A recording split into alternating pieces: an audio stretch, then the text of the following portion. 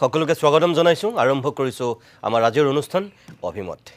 অসম বিধানসভাৰ শীতকালীন অধিৱেশন যেহেতু আৰম্ভ হৈছে আৰু আজি অসম বিধানসভাক লৈ আমি অভিমতত কিছু কথা পাতিম যিকেইটা বিষয়ে সৰ্বাধিক চৰ্চা লাভ কৰিছে তাৰ ভিতৰত আটাইতকৈ বেছি চৰ্চিত হৈছিল স্বাভাৱিকতেই জুবিন গাৰ্গৰ বিষয়টোৱে আৰু ষ্টুডিঅ'ত এই মুহূৰ্তত যিকেইগৰাকী সন্মানীয় বিধায়ক আমাৰ অতিথি হৈছে মই আপোনালোকক চিনাকি কৰি দিছোঁ কংগ্ৰেছৰ দিগন্ত বৰ্মন আছে মই দিগন্ত বৰ্মন ডাঙৰীয়া আপোনাক স্বাগতম জনাইছোঁ AIUDFৰ আমিনুল ইছলাম আছে আমিনুল ইছলাম ডাঙৰীয়াক মই স্বাগতম জনাইছোঁ ভাৰতীয় জনতা পাৰ্টিৰ মানৱ ডেকা আছে মই মানৱ ডেকা ডাঙৰীয়াকো স্বাগতম জনাইছোঁ আৰু ৰাইজৰ দলৰ বিধায়ক অখিল গগৈ ডাঙৰীয়া আছে পোনপটীয়াকৈ মই অখিল গগৈ ডাঙৰীয়া আপোনাক অনুষ্ঠানলৈ মই স্বাগতম জনাই লৈছোঁ যিসকলে আজি দিনৰ ভাগত টেলিভিছন চাইছে আপোনালোক ইতিমধ্যে হয়তো জ্ঞাত বা আমাৰ যদি প্ৰাইম টাইম চাইছে আপোনালোকে সকলোখিনি কথা হয়তো দেখিছে বাতৰিৰ আকাৰত আমি দেখুৱাইছোঁ কিন্তু যিসকলে দেখা নাই তেখেতসকলক মই আৰম্ভণিতেই মুখ্যমন্ত্ৰী হিমন্ত বিশ্ব শৰ্মাই আজি বিধানসভাত জুবিন গাৰ্গৰ গোটেই ঘটনাটোৰ সন্দৰ্ভত যিখিনি বক্তব্য ৰাখিছিল মূলতঃ মই দুটা বক্তব্য আপোনালোকক দেখুৱাম এটা হৈছে আজি অসম বিধানসভাত মুখ্যমন্ত্ৰীয়ে স্পষ্টকৈ কৈছে যে জুবিন গাৰ্গক হত্যা কৰা হ'ল যেটো কথা ইয়াৰ পূৰ্বে বিধানসভাৰ বাহিৰত তেখেতে কৈ আছিল আৰু আজি বিধানসভাৰ ভিতৰত সদম্বে মুখ্যমন্ত্ৰীয়ে ঘোষণা কৰিছে যে জুবিন গাৰ্গক হত্যা কৰাটো সঁচা এজনে হত্যা কৰিছে লগত কেইবাগৰাকীও সহযোগ কৰিছে মুখ্যমন্ত্ৰী হিমন্ত বিশ্ব শৰ্মাই বিধানসভাত কি কৈছে সেই সন্দৰ্ভত অকণমান চাওক আপোনালোকে আকৌ ঘটনাৰ দুদিনৰ ভিতৰতে অসম চৰকাৰে আদালতক প্ৰাৰ্থনা জনাই These are matter of records. মুখ্যমন্ত্ৰীয়ে জানাৰ কথা নহয় অসমৰ সকলো উকিলে জানে জাজে জানে These are public records. আৰু তাৰ চাৰ্টিফাইড কপিও আপোনালোকে ল'ব পাৰে দুদিনৰ ভিতৰতে SIU নিৰ্মাণ হোৱাৰ অসম চৰকাৰে মহামান্য আদালতক অনুৰোধ জনাই যে এই ঘটনা হত্যা আৰু মহামান্য আদালতক আমি আবেদন কৰোঁ যে এই 61-105-106 লগত সেকশন 103 এড কৰিব লাগে ইয়াৰ ওপৰত আদালতত বিতৰ্ক হয় আৰু আদালতত বিতৰ্ক হোৱাৰ পিছত অসম পুলিচৰ আবেদনক গ্ৰাহ্য কৰি মহামান্য আদালতে সেকশন 103 এড কৰে তাৰ মানে This is a murder from day 3. এখন কোৰ্টৰ ৰেকৰ্ডত আছে যে this is a murder. সেইকাৰণে মই প্ৰথম দিনাই ফেচবুকত কৈছো যে হত্যা ইয়াত লৈতো আমাৰ কোনো ডাউট নাই যি দিনাখনৰ পৰা মই হত্যা বুলি ক'লো মোৰ ওপৰত আক্ৰমণ আৰম্ভ হৈ গ'ল কিয় মুখ্যমন্ত্ৰীয়ে হত্যা ক'লে আৰু হত্যাটো হত্যা নকয় মই চুমা খোৱা বুলি ক'ম নেকি মইতো হত্যাটো হত্যাই ক'ম It is a murder. মই আজিও এক সদনত কৈছো and we will follow murder case আৰু কোনে মাৰিছে তাকো আজি আমি অনুমোদন লৈছো এজনে মাৰিছে আনকেজনে সহযোগিতা কৰিছে so we have booked 4 to 5 people on murder case ইয়াত আমি জুবিনক লৈ ধেমালি কৰিব অহা নাই আমি জুবিনক লৈ ৰাজনীতি কৰিব অহা নাই বিজেপিক যদি ইলেকশন হৰুৱাবৰ কাৰণে জুবিন গাৰ্গৰ ইস্যুটো জিয়াই ৰাখিব লাগে বেলেগ কথা জুবিনক ন্যায় প্ৰদানৰ কাৰণে যদি জুবিনৰ বিচাৰ লাগে অনুগ্ৰহ কৰি SIT তদন্ত নোহোৱালৈকে SITৰ বিপক্ষে কথা কৈ তেওঁলোকক ডিমৰালাইজ নকৰিব যি দিনাখন তদন্ত ৰিপৰ্ট আহিব চাৰ্জশিট আহিব সিদিনাখন যদি কোনোবা উকিলে কয় দিস ইজ এ উইক চাৰ্জশিট বেলেগ কথা কিন্তু আজি দিনটো যেতিয়া আমি দেখাই নাই চাৰ্জশিটখন কি হ'ব মোক এনেকে এটেক কৰিলে মুখ্যমন্ত্ৰীয়ে কিয় হত্যা বুলি কৈছে আৰে দিস ইজ অন ৰেকৰ্ড অধ্যক্ষ মহোদয় জুবিনৰ হত্যাকাণ্ডৰ দুটা দিশ আছে আমি মাৰ্ডাৰ কেছৰ ওপৰত চাৰ্জশিট দিম কিন্তু এই তদন্ত চলি থাকিব কাৰণ ইয়াৰ লগত আৰু এটা দিশ জড়িত আছে নেগলিজেন্স জুবিনৰ হত্যাৰ আগতেও জুবিনক নেগলিজেন্স আৰু ক্ৰিমিনেল ব্ৰিচ অফ ট্ৰাষ্ট কৰা হৈছিল যেহেতু তদন্ত হৈছে তদন্তৰ পৰিসৰ আৰু বাঢ়িব SITয়ে প্ৰথম চাৰ্জশ্বিট দিব ঘটনাটোৰ ওপৰত, মাৰ্ডাৰৰ ওপৰত। বাট আফটাৰ ডেট ইজ ডান আমি আৰু এটা তদন্ত কৰিবলৈ নিৰ্দেশ দিছোঁ, কাৰণ বহুত কথা তেওঁৰ উপলব্ধ হৈছে। The story begin from before Covid, the story begin আজি লাষ্ট 8 বছৰৰ পৰা এটা ডাঙৰ ষ্টৰী চলি আছে, তাৰ প্ৰমাণ আমাৰ লগত আছে। সেইকাৰণে মই SIT কৈছোঁ যে 8 তাৰিখে আপোনালোকে মাৰ্ডাৰ কেছৰ চাৰ্জশ্বিট দিয়ক, তাৰ পিছত এক্সপাণ্ড দ্য ইনকুৱাৰী,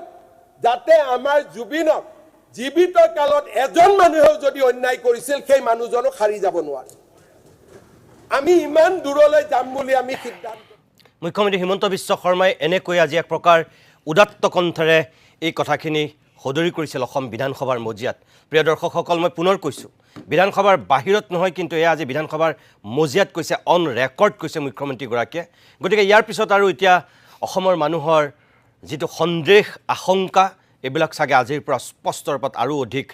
দৃঢ় হ'ল যে সঁচাকৈ জুবিন গাৰ্গক হত্যা কৰা হ'ল। কোনে হত্যা কৰিলে, কিয় হত্যা কৰিলে, সেইখিনি কথা আমি পিছত গম পাম। কিন্তু এইটো অসমবাসীৰ কাৰণে অত্যন্ত এটা দুৰ্ভাগ্যজনক কথা। এজনে হত্যা কৰিলে আৰু লগত কেইবাজনেও সহযোগ কৰিলে। কোন সেই মহা কালপ্ৰিতকেইটা যিকেইটাই সঁচাকৈ জুবিন গাৰ্গক হত্যা কৰিলে? মই প্ৰথমতে অখিল গগৈ ডাঙৰীয়া, মই আপোনাৰ কাষলৈ গৈছোঁ। জুবিন গাৰ্গৰ মৃত্যুৰ পিছত ন্যায় বিচাৰি যিসকলে অত্যাধিক সৰব হৈ আছে, তাৰ ভিতৰত আপুনিও অন্যতম। আজি আপুনিও বিধানসভাটো আনকি জুবিন গাৰ্গৰ ন্যায় বিচাৰি এক প্ৰকাৰ আপুনি এটা সুকীয়া পৰিৱেশৰ সূচনা কৰিছিল। কিন্তু মোৰ পোনপটীয়া প্ৰশ্নটো হ'ল যে আপোনালোকে নিজে পতা চিটিকাত আজি নিজে আপোনালোকে ভৰি দিলে নেকি? কাৰণ মুখ্যমন্ত্ৰীয়ে যিখিনি উত্তৰ দিছে, এক প্ৰকাৰ আজি তাৰপিছত আমাৰ এনেকুৱা লাগিছে বাহিৰত থাকি যে বিৰোধীয়ে আজি মুখ্যমন্ত্ৰীৰ ওচৰত ক'ৰবাত যেন সেও মানিবলৈ বাধ্য হ'ল, বিৰোধী যেন সষ্টম হৈ যোৱা নাছিল। আপোনালোকে যিটো সভাস্থগিতাৰ প্ৰস্তাৱ আনিছিল, আজি নজিৰ সৃষ্টি কৰি এক প্ৰকাৰ সেয়া চৰকাৰী পক্ষই গ্ৰহণ কৰিলে, আৰু তাৰপিছত বিৰোধীক ক'বলৈ দিয়াৰ পিছত অকল চৰকাৰৰ মুৰব্বী হিচাপে তেখেতে যিখিনি বক্তব্য ৰাখিলে, তাৰপিছত আপোনালোকৰ যিটো ভূমিকা, সেইটো কিন্তু মই ভাবোঁ যে আপোনালোকে নিজে পতা চিটিকাত ভৰি দিয়া নিচিনা হ'ল। আপুনি কি বুলি ক'ব?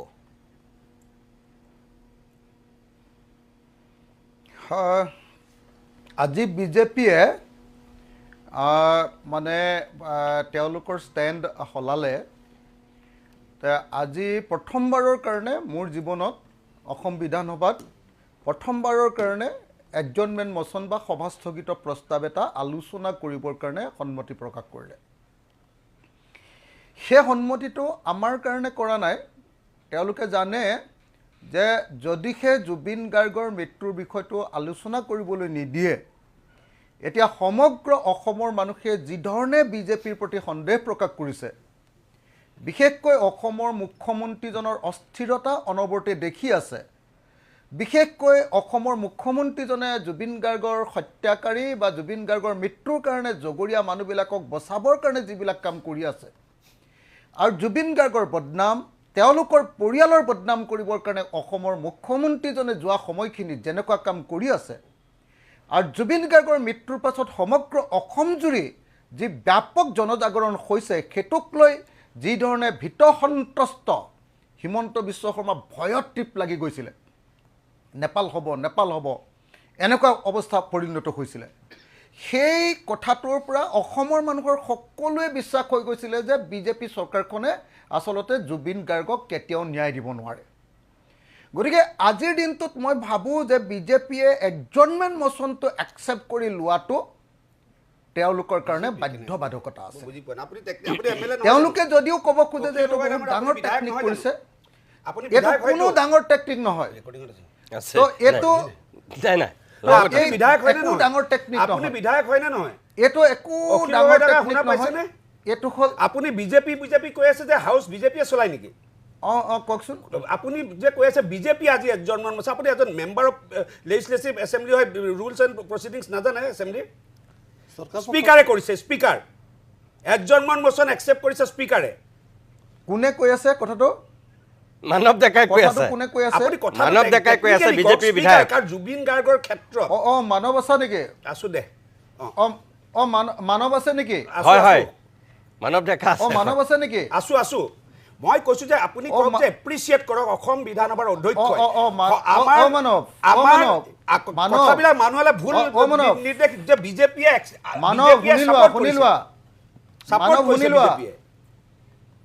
মানৱ শুনি লোৱা আজি বিধানসভাৰ অধ্যক্ষই গোটেই বিষয়টোৰ সিদ্ধান্ত লোৱাৰ আগতেই হয় অসমৰ মুখ্যমন্ত্ৰীয়ে মানে প্ৰ'এক্টিভ ৰ'ল লৈ প্ৰথমতে ঘোষণা কৰি দিছে যে জুবিন গাৰ্গৰ ক্ষেত্ৰত আমি প্ৰ'এক্টিভ জুবিন গাৰ্গৰ ক্ষেত্ৰত প্ৰত্যেকজন অসমীয়া প্ৰ'এক্টিভ তাৰ কাৰণে আপুনি ইনিচিয়েটিভ বিজেপিৰ initiative it cannot be converted এতিয়া আপুনি কথা নহদলাব আকৌ হা হয় এতিয়া আপুনি কথা নবদলাব আকৌ কোন প্ৰ'এক্টিভ নহয় অসমৰ আপুনি এতিয়া কথা প্ৰত্যেকজন কিয় নাগৰিক বদলাইছে আপুনি আপুনি মুখ্যমন্ত্ৰী প্ৰ'এক্টিভ কয় এনেকে নকৰিব জুবিন গাৰ্গৰ মোক কথাটো কৈ ল'বলৈ দিয়ক নহ'লে মোক কথাটো কৈ ল'বলৈ দিয়ক নহ'লে ৰাজনীতিৰ মাজত কিয় ঠেলি মই ইয়াৰ পৰা চিঞৰিলে মানে ভালকে নুশুনে তাৰমানে কি কৈছে কি তাত ফেন্সি ড্ৰেছ কম্পিটিশন আছিল মই ইয়াৰ পৰা চিঞৰি থাকিলে ভালকে নুশুনে তাৰমানে সেইকাৰণে মোক কৈ ল'বলৈ দিব নেকি মৃত্যু কিমান সেনসিটিভ মেটাৰ মোক কৈ ল'বলৈ দিব নেকি গৈ আপুনি নিতুমণি শইকীয়া ডাঙৰীয়া ধুতি পাঞ্জাবী গৈ আপুনি কি বুজাব মোক কৈ ল'বলৈ দিব নেকি নৰমালি যাব You should go normally. ঠিক আছে কৈ লওক মোক কৈ ল'বলৈ দিব নেকি ঠিক আছে ইয়াৰ পৰা মানে কানেক্ট কৰিব নোৱাৰো ঠিক আছে সব মানুহ ইয়াৰ পৰা কানেক্ট কৰিব নোৱাৰো তাৰ পৰা চিঞৰি থাকিলে ইয়াৰ পৰা কানেক্ট নহয় মানে এক মিনিট মানৱ ডেকা তেখেতে কৈ লওক তাৰপিছত আপুনি ক'ব নাছিলো। হয় কৈ লওক ঠিক আছে অখিল গগৈ কৈ লওক হয় কৈ লওক আপুনি কৈ লওক অখিল গগৈ ডাঙৰীয়া মই মানে যেহেতু ষ্টুডিঅ'ত নাই মানে তাৰ পৰা কৈ থকা কথাবিলাক হয় মই ভালকে কানেক্ট কৰিব নোৱাৰো না না আপুনি শুনি আৰু আছে সেইকাৰণে মই তেখেতৰ লগত ডিবেট কৰি থকাটো সম্ভৱ নহয় ইয়াৰ পৰা কৰিলে শুনি থাকো কথাবিলাক হয় কওক সেইকাৰণে এতিয়া মই আপোনালোকক স্পষ্টকে মই আপোনাক কৈ দিছো হয় এতিয়া মই আপোনাক স্পষ্টকে কৈ দিছো যে মানৱ ডেকা কেনেকৈ লুটি বাগৰ মাৰি দিলে দেখিছে না নাই অলপ আগতে মই ক'লো যে বিজেপিয়ে মানে মুখ্যমন্ত্ৰীয়ে কথাটো একচেপ্ট কৰি ল'লে তো হেৰিয়ে নহয় অধ্যক্ষই নহয় অধ্যক্ষই লোৱাই নাছিলে মুখ্যমন্ত্ৰীয়ে কৈ দিলে সেই কথাটো কৈ দিয়াৰ লগে লগে তেওঁ কেনেকৈ পাল্টা মাৰি দিলে দেখিছে নাই মানৱ মানে কৰিব লাগিব এছেম্বলিৰ ভিতৰৰ উল্টা পাল্টা আপুনি বাহিৰৰ মানুহক এটা এনেকুৱা মানে কাহিনীটো এনেকুৱা সেইকাৰণে তাৰ লগত কথা পাতি লাভ নাই মোক কথাখিনি ক'ব দিয়ক আকৌ এছেম্বলিখন আপুনি নিতুমণি শইকীয়া ডাঙৰীয়া তাক ৰখাই দিয়ক ভাৰতীয় জনতা পাৰ্টি মানৱক ৰখাই দিয়ক নহ'লে মই ইয়াৰ পৰা নোৱাৰো নহয় ইয়াৰ পৰা কানেক্ট কৰিব নোৱাৰি এক মিনিট কৈ লওক তেখেতে কৈ লওক হয় ইয়াৰ মানৱ পৰা ডেকা কৈ কথা লওক কানেক্ট কৰিব নোৱাৰি মোক কথাটো ক'বলৈ দিয়ক আপুনি নোৱাৰা কি ঠিক আছে মানৱ ডেকা প্লিজ তেখেতে কৈ ল'বলৈ দিয়ক হয় কৈ লওক অখিল গগৈ ডাঙৰীয়া কৈ লওক মই কৈ ল'ব খুজিছোঁ কৈ লওক মই কৈ ল'ব খুজিছোঁ যে আজি হয় চৰকাৰে আজি বাধ্যত পৰি মানুহে বেয়া পাব বুলি ভাবি হিমন্ত বিশ্ব শৰ্মাই মানে প্ৰ'এক্টিভ ৰ'ল লৈ ক'লে যে আমি মানি ল'ম এইটো আলোচনাটো মানি লোৱাৰ পাছত মই বেলেগৰ বক্তব্যৰ কথা নকওঁ আপোনালোকে মোৰ বক্তব্যটো যদি কোনোবাই শুনিছে তেতিয়াহ'লে মই তেওঁক কেইটামান খুব মানে স্পষ্ট কেইটামান প্ৰশ্ন সুধিছোঁ মাত্ৰ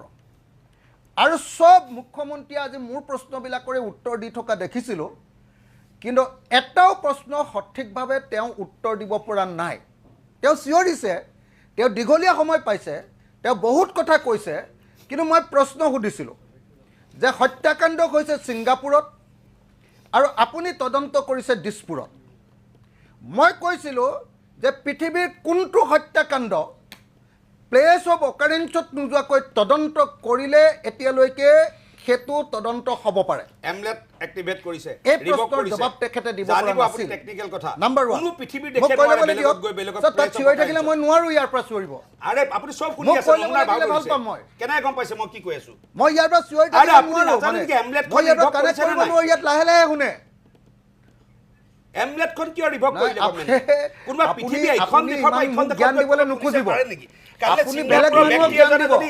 মই ক'লো অসম বিধানসভাৰ আটাইতকৈ এক্টিভ লেজিছলেটৰ আহিব পাৰে নেকি মই হ'লো আটাইতকৈ পঢ়া শুনা কৰি থকা লেজিছলেটৰ কেছটো দিলে হ'ব লাগে মোক এইবিলাক আপুনি জ্ঞান দি লাভ নাই আপোনাৰ হেতু ধান্দা আপুনি এইবিলাক মোক জ্ঞান দি লাভ নাই আপুনি স্পিকৰ মানুহক এইবিলাক জ্ঞান দিব মোক জ্ঞান দি লাভ নাই যাব লাগে মানে নটিচ মই ভাল লেজিছলেটৰ হয় পঢ়া শুনা কৰা মানুহ হয়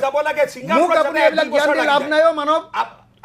মানৱ আপুনি এইবিলাক মোক জ্ঞান দি থাকি লাভ আৰে নাই কিয় নিদিম ভাই অকল আপুনি জ্ঞান নিয়ে নেকি পৃথিৱীত আপুনি অকল জ্ঞান মোক অকল ক'বলৈ দিবনে মই নহ'লে বাদ দি দিম আৰু মই ইয়াৰ পৰা কানেক্ট কৰিব নোৱাৰোঁ নহ'লে মই বাদ দি দিম আপুনি এমলেট এক্টিভেট কৰাৰ পিছত মোক যদি নিতুমণি শইকীয়া আপুনি ক'বলৈ নিদিয়ে তেতিয়াহ'লে মই বাদ দি দিম কথা কৈ থাকিব কিয় মই ইয়াৰ পৰা কানেক্ট কৰি থাকিব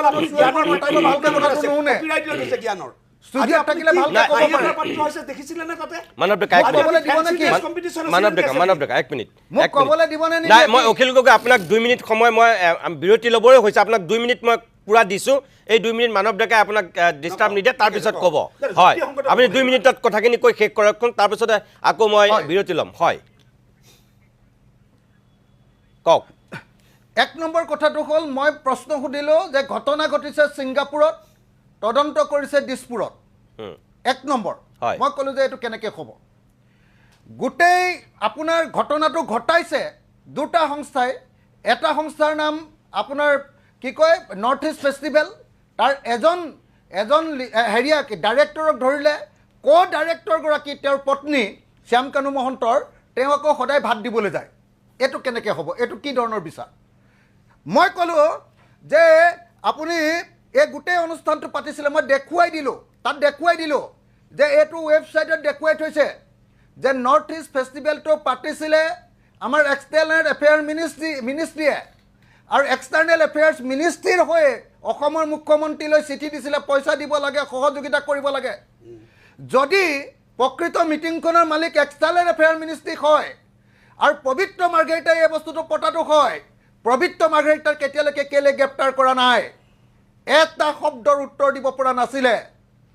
তাৰ পাছত মই সুধিছিলোঁ অকল পবিত্ৰ মাৰ্ঘেৰিটা নহয় আমি দেখিছিলোঁ যে তাত থকা ছিংগাপুৰৰ ৰাষ্ট্ৰদূতজন তেওঁক তদন্তৰ আওতালৈ নানিলে কেতিয়াও তদন্ত নহয় মই কৈছিলোঁ যে ইয়াতখনত থকা কেপ্টেইনজন যিজনে জুবিন গাৰ্গক এনেকৈ খালী গাড়ীৰে জঁপিয়াবলৈ অনুমতি দিছিলে তেওঁক যদি তদন্তৰ আওতালৈ নানে তেতিয়াহ'লে এইটো তদন্ত কেতিয়াও নহয় মই কৈছিলোঁ যে বিদেশত তদন্ত কৰিবৰ কাৰণে BNSS 2023 112 নম্বৰ অনুচ্ছেদৰ 12 নম্বৰ ছেকশ্যনৰ অধীনত ইয়াৰ পৰা কোৰ্টৰ জৰিয়তে অৰ্ডাৰ পঠিয়াব লাগিব যে তোমালোকে তথ্য দিয়া এই কথাটো যেতিয়া কৈছিলোঁ তেতিয়া অসমৰ মুখ্যমন্ত্ৰীয়ে তাৰ উত্তৰ দিব নোৱাৰি মুখ্যমন্ত্ৰীয়ে তাৰ উত্তৰ দিব নোৱাৰি চিঞৰ বাখৰ কৰি প্ৰশ্নবিলাকৰ উত্তৰ দিব নোৱাৰি হাল্লা কৰিছিলে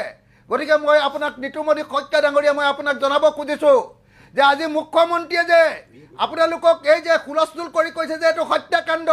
বেলেগ একো কাৰণত কোৱা নাই এইটো এটা পলিটিকেল ষ্টেটমেণ্ট তেওঁ এইটো ষ্টেটমেণ্ট এইকাৰণে দিছে তেওঁ নিজে কৈ দিছে যে মই যদি 103 নলগাওঁ হত্যাকাণ্ড বুলি যদি নকওঁ তেতিয়াহ'লে এই মানুহকেইজনে বেইল পাই যাব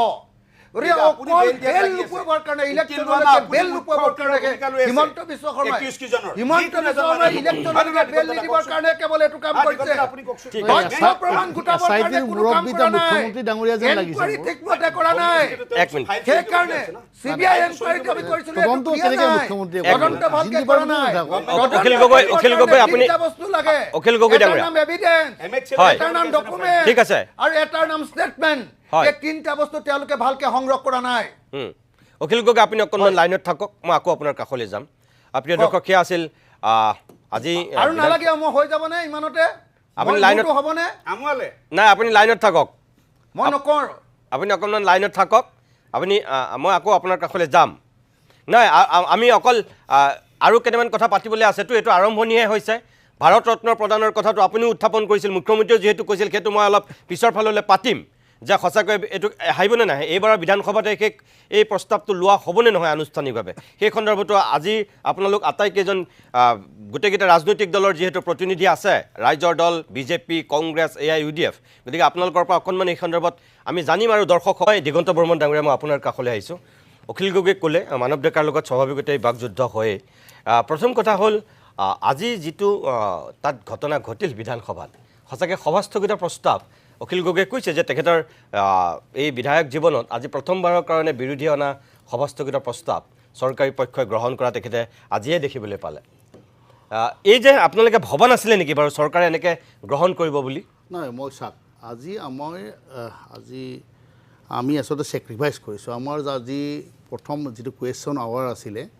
তাতে খুব গুৰুত্বপূৰ্ণ কিছুমান প্ৰশ্ন আছিলে হয় কিন্তু আটাইতকৈ বেছি গুৰুত্বপূৰ্ণ বুলি আমি বিবেচনা কৰি জুবিন গাৰ্গৰ যিটো ইছ্যু হয় আৰু সেইকাৰণে আমাৰ বিৰোধী দলৰ দলপতি ডাঙৰীয়াই এই প্ৰস্তাৱটো উত্থাপন কৰিলে আৰু অৱশ্যে অখিল গগৈ ডাঙৰীয়া বা AIDFৰ পৰাও কৰিছে মনোৰঞ্জন তালুকদাৰেও কৰিছে আৰু যেতিয়া উপস্থাপন কৰা হ'ল মাননীয় অধ্যক্ষ মহোদয় এইটো আচলতে সদনৰ ভিতৰৰ কথা দেখিও আছে আজিকালি লাইভ হৈ থাকে তেখেতে এইটো ইচ্ছা কৰা নাছিলে কিছুমান ৰুলিঙৰ কথা কৈছিলে তেতিয়া মাননীয় মুখ্যমন্ত্ৰী মহোদয়ে থিয় হৈ পেলাই প্ৰস্তাৱটো গ্ৰহণ কৰা বুলি কৈছে এইটো সঁচা কথা আৰু তাৰপিছত স্পীকাৰে হয় মানৱ ডেকা ডাঙৰীয়াই যিটো কথা কৈছে যে স্পীকাৰে কৈছে কিন্তু with due advice of honourable chief minister এইটো সঁচা কথা তেতিয়া আৰম্ভ হ'ল আমাৰ বিৰোধী দলৰ দলপতিৰে 15 মিনিট সময় কথা ক'লে জুবিন গাৰ্গ সম্পৰ্কে আপুনি চাওক দুটা কথা যে এতিয়া কথা হ'ল যে চৰকাৰে যেহেতু চৰকাৰে কৈছে মানে মুখ্যমন্ত্ৰী কৈছে মানে আৰু মুখ্যমন্ত্ৰী ডাঙৰীয়াই নিজে কৈছে যে বেলেগ কোনো নক'ব অকল মই ক'ম ফল'য়িং অপজিশ্যনৰ হৈ ৰুলিঙৰ হৈ তেখেতে অকলে ক'ব তেখেতে এইটো কথা কিয় কৈছে যে যিটো হাৰত জুবিনৰ প্ৰতি জাষ্টিছ বিচাৰি আছে মানুহে এতিয়ালৈ 60 লক্ষ মানুহে হেছটেগত জুবিনৰ জাষ্টিছ বিচাৰি আছে আৰু এতিয়াও জুবিনৰ প্ৰতি যিটো মানুহৰ আৱেগটো শেষ হৈ যোৱা নাই স্তিমিত হ'ব পাৰে সময়ৰ কাৰণে স্তিমিত হ'ব পাৰে কিন্তু আৱেগ শেষ হৈ যোৱা নাই আৰু প্ৰত্যেকজন মানুহে কিবা এটা ৰহস্য কিবা এটা মৃত্যুৰ ৰহস্য আছে বুলি ভাবি লৈছে আৰু সেইকাৰণে আমিও এইটো বিচাৰিছোঁ যে জুবিনৰ মৃত্যুৰ ৰহস্যটো উদ্ঘাটন হ'ব লাগিব তাৰ আগত মাননীয় মুখ্যমন্ত্ৰীদ্বয়ে কিছুদিন আগত হত্যা বুলি কৈছে আজিতো তেখেতে SITৰ মুৰব্বীৰ নিচিনাকৈ কথা ক'লে যেনে তেখেতে তদন্ত প্ৰক্ৰিয়াটো এনেকুৱা লাগিছে আজি মুখ্যমন্ত্ৰী মহোদয়ে যে তেখেতে যেন নিজে তদন্তটো কৰি থকা যেন লাগিছে কথাখিনি কোৱাৰ ক্ষেত্ৰত নিজে তদন্ত কৰি আছে যেন তেখেতে গোটেই তদন্ত প্ৰক্ৰিয়াটো চলাই আছে সেইটো হ'ব নালাগে SIT গঠন কৰি দিছে তেওঁলোকে ক'ব কিবা ক'বলগীয়া আছে কিবা এভিডেন্স আছে সেইটো কোৰ্টত দিব কিন্তু মুখ্যমন্ত্ৰী মহোদয়ে কৈছে আজি যে এজন ঠিক আছে অভিযুক্ত কিমান আছে সেইটো প্ৰমাণ হ'ব SIT মুৰব্বী হিচাপে গৃহমন্ত্ৰী তেওঁ আজি মুখ্যমন্ত্ৰীৰ বিৰুদ্ধে যদি কেছ ৰুজু হয় নাই আজি মই আপোনাক এটা কথা কৈছোঁ আজি যদি মুখ্যমন্ত্ৰীৰ বিৰুদ্ধে কোনোবাই FIR লজ কৰে সেই তদন্ত মুখ্যমন্ত্ৰী মহোদয়ে নিজে কৰিব নেকি আয়োজনেতো কৰিব লাগিব তদন্তৰ প্ৰক্ৰিয়া বেলেগ বেলেগ এতিয়া আপোনালোকে এছেম্বলিতে আপোনালোকে জানে সব SIT কৰিবতে এছেম্বলিত কিয় আনিছিলে এডজৰ্ণমেণ্ট মোচন কিয় আনিছিলে এডজৰ্ণমেণ্ট মোচন কিয় আনিছিলে এতিয়া চাওক মানে মুখ্যমন্ত্ৰী জানিবলৈ এডজৰ্ণমেণ্ট মোচন মানৱ ডেকা ডাঙৰীয়া চৰকাৰৰ ফল্ট বহুত আছে অসমৰ লাখ লাখ মানুহে 3,50,000,000 মানুহে বিচাৰিছে যে জুবিন গাৰ্গৰ পাৰ্থিৱ শৰীৰ সন্মান সহকাৰে গুৱাহাটীলৈ আহিব লাগে আপোনালোকে নোৱাৰিলে পবিত্ৰ মাৰ্ঘেৰিটা ডাঙৰীয়া এক্সটাৰ্নেল মিনিষ্টাৰ আছে ৰ'ব মই কৈ আছোঁ মানুহে বেয়া পায় আপোনালোকে কিবা বস্তুটো বহুৱালি কৰি পেলাইছে শুনক তাৰপৰা দিল্লীলৈ আনি মোক কওক দিল্লীৰ পৰা আপোনালোকে স্পেচিয়েল ক্ৰাফ্ট এখন কিয় পঠাব নোৱাৰিলে ফটোখিনি দি দিয়কচোন জানে কফিনটো ডাঙৰ আছিল হয় কিয় সেইটো জানিব লাগিব কফিনটো ডাঙৰ আছিল এইবিলাক কথা আপোনালোকে এই যিবিলাক এই কথাবিলাক মানুহে সহজভাৱে আপোনালোকে গম পাইছে তাতকে আগবাঢ়ি গৈ মুখ্যমন্ত্ৰী মহোদয়ে কৈছে কাৰণ আমাৰ কাৰণে জুবিন গাৰ্গ ৰাজনীতিৰ বিষয়বস্তু নহয় ৰাজনীতিৰ বিষয়বস্তু জুবিন গাৰ্গ আমাৰ কাৰণে নহয় আৱেগ আজি এডজৰ্ণমেণ্ট মোচন আপোনালোকে আনিছে এতিয়া কৈ মুখ্যমন্ত্ৰীয়ে কিয় এইখিনি কথা ক'ব মানে মুখ্যমন্ত্ৰী হোম মিনিষ্টাৰ আমাৰ BNSSৰ মতে যি হোম মিনিষ্ট্ৰীৰ পাৰমিশন লাগে মুখ্যমন্ত্ৰী সহি কৰি দিয়া ফাইল শুনক মানৱ ডেকা ডাঙৰীয়া মুখ্যমন্ত্ৰী সহি কৰি দিয়া ফাইলটো কৈছে মানৱ ডেকা ডাঙৰীয়া শুনক স্যাক্ৰিফাইস কিন্তু আমি কৰিছো আজি আপোনালোকে স্যাক্ৰিফাইস আমি স্যাক্ৰিফাইস আজি কৰিছো আজি আমাৰ নেতাৰবিলাক আমি বাদ দি পেলাই আপোনালোকে ইমান এটা গভীৰ বিষয় এডজৰ্ণমেণ্ট মোচন আনি তুলুঙা কৰি পেলালে আপোনালোকে এজনৰ ভাষণ দিয়া নাই কলে বেয়া পাব কোনজনে গভীৰ ভাষণ দিলে কোনে দিছে কওক ডাঙৰ কথা কোৱা নাই আপোনালোকে অন্তত 30 জন মানুহে ভাষণ দিব লাগিছিল আপোনালোকে ভয় খাইছে মোৰ মতে 60 লক্ষ মানুহে যেতিয়া হেশটেগ ব্যৱহাৰ কৰিছে 60 লক্ষ মানুহে আপোনালোকে ভয় খাইছে এছেম্বলি গৰিমাটো ৰাখিব এছেম্বলিৰ গৰিমাটো ৰাখিব আপোনালোকে যেনেকুৱা কৈ এটা গভীৰ বিষয় আজি চাওক কিছুমান কথা মই কিয় টেকনিক্যাল কথাটো কৈছো এখন বিধানসভাৰ ভিতৰত হোৱা কাৰ্যসূচী বা পৰিচালনাটো বাহিৰত মিছলিড কৰিব নাপায় এতিয়া অখিল গগৈ ডাঙৰীয়াই যে ক'লে বিজেপিয়ে সেইটো বেয়া মেছেজ যায় নাই মই বিজেপি বোলা না, না, আপোনাক কোৱা নাই। বেয়া message এটা মানৱ কিয় ডেকা যায়? ডাঙৰীয়া মোক ক'বলৈ দিয়ক মাজম ডেকা ডাঙৰীয়া মোক নাই, ক'বলৈ মই দিয়ক কোৱাই নাই দেখোন, এখন মোক না তেখেতে শেষ কৰি লওক সভা। না তেখেতে শেষ কৰি লওক ঠিক আছে মানৱ ডেকা তেখেতে এতিয়া কৈ চাওক লওক তেখেতে কৈ আজি লওক জুবিন গাৰ্গৰ ক্ষেত্ৰত আমি যিখিনি দেখি আছো এতিয়ালৈ হয়। আজি মুখ্যমন্ত্ৰী মহোদয়ে কৈছে আমাক অমুক কৰিছে তমুক কৰিছে চাওক মই আজি ময়ো সদনত আজি কৈছোঁ যে জুবিন গাৰ্গ ডাঙৰীয়াৰ যদি সমাধিত যায় কোনোবাই মদ খাই যায় এই কথাটো ক'বলৈ বিচাৰিছে মই আজি সদনত কৈছোঁ যে হয় আজি এখন বিয়া সবাহত যদি কোনোবা আহে তাৰ দুজন মানুহে মদ খাই আহিব পাৰে সেই বুলি প্ৰত্যেকজন অভ্যাগতই মদ খাই আহিব নেকি এইটোতো হ'ব নোৱাৰে এইটো ধাৰণা দিব নালাগে যে মদপীবিলাকে কেৱল মানে জুবিন গাৰ্গৰ সমাধিত যায় আজিতো বাহিৰৰ দেশৰ মানুহ আহি পেলাই সমাধিত আহিছে কিমান মানুহ আহিছে আজি আমাৰ কথাটো হ'ল যে অসমৰ ৰাইজে বিচাৰিছে যে জুবিন গাৰ্গ আমাৰ অসমীয়া এটা সত্তা আমি জুবিন গাৰ্গক জীয়াই ৰাখিব লাগিব আৰু জুবিন গাৰ্গৰ যিটো মৃত্যু ৰহস্য সেইটো উদঘাটন হ'বই লাগিব আৰু মুখ্যমন্ত্ৰী মহোদয়ে থল চাই কঠীয়া পৰাৰ নিচিনা যেতিয়া যিটো ক'লে ৰাইজে ভাল পাব এনেকুৱা ভাবি লৈছে চাগে সেইকাৰণে কথাবিলাক কৈ আছে গতিকে আমি এটা আশ্বস্ত হোৱা নাই নিশ্চিতভাৱে এই তদন্তৰ প্ৰক্ৰিয়াটো আৰু আপোনালোকে গতি delay কৰিব কৰিব বিচাৰিছে। আকৌ না, মানৱ ডেকা, CBI এক দিয়াৰ মিনিট, কাৰণে আৰু এক মিনিট। সদন delay কমিটিৰ কৰিব। কথাও আমি কৈ delay কৰিব। এই অসমৰ মই আমিনুল ইছলাম মই মানৱ ডেকা আপোনাক ক'বলৈ দিম এখেতে একেবাৰে কৈ লওক তাৰপিছত আপুনি ক'ব যে সঁচা কথা ক'বলৈ গ'লে আমিনুল ইছলাম আপুনি বেয়া নাপাব বিৰোধীৰ আজি সভাস্থগিত প্ৰস্তাৱ উত্থাপনৰ এই পৰিৱেশটো দেখি বাহিৰৰ পৰা এনেকুৱা লাগিলে যে বিৰোধীৰ বিধায়কসকলৰ বা ভূমিকাটোত বৰ হোমৱৰ্ক নাছিল নেকি এইমাত্ৰ যিটো কথা মানৱ ডেকাইও কৈছে যে আপোনালোকে কিয় আজি এটা ৩৫জনে কিয় দীঘলীয়াকৈ ভাষণ দিব নোৱাৰিলে আৰু দিগন্ত বৰ্মনে কৈছে যে ১৫ মিনিট সময় LOPয়ে কৈছে যিহেতু কথাখিনি কিন্তু বাকী যিসকলে কৈছে অখিল গগৈৰ কথাটো মই নকওঁ বাৰু কিন্তু বিৰোধীসকলৰ যিটো ভূমিকা হ'ব লাগিছিল আমি কিন্তু বিধানসভাৰ বাহিৰত থকা এজন মানুহ হিচাপে অসমৰ এজন নাগৰিক হিচাপে এইটো সঁচাকৈ কিন্তু আমি সেইটোও ফিল কৰিছোঁ আপুনি বেয়া নাপাব কোৱাৰ কাৰণে যে ক'ৰবাত যেন ভুলতো নক'ব আকৌ যে মই কিবা মানৱ ডেকাৰ পক্ষ লৈছোঁ বুলি যিটো ফিল কৰিছোঁ সেইটোহে কৈ দিছোঁ আপোনাক আচলতে মূল কথাটো হৈছে যে আমি বেচিকেলি যিখিনি পাইছোঁ আমি যোৱা 5 বছৰত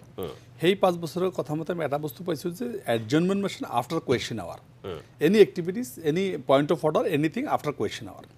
কিন্তু আজি আমাৰ LOPয়ে বিফৰ কুৱেশ্যন আৱাৰ এইটো ষ্টাৰ্ট কৰি দিলে এইটো আমি এটা নতুন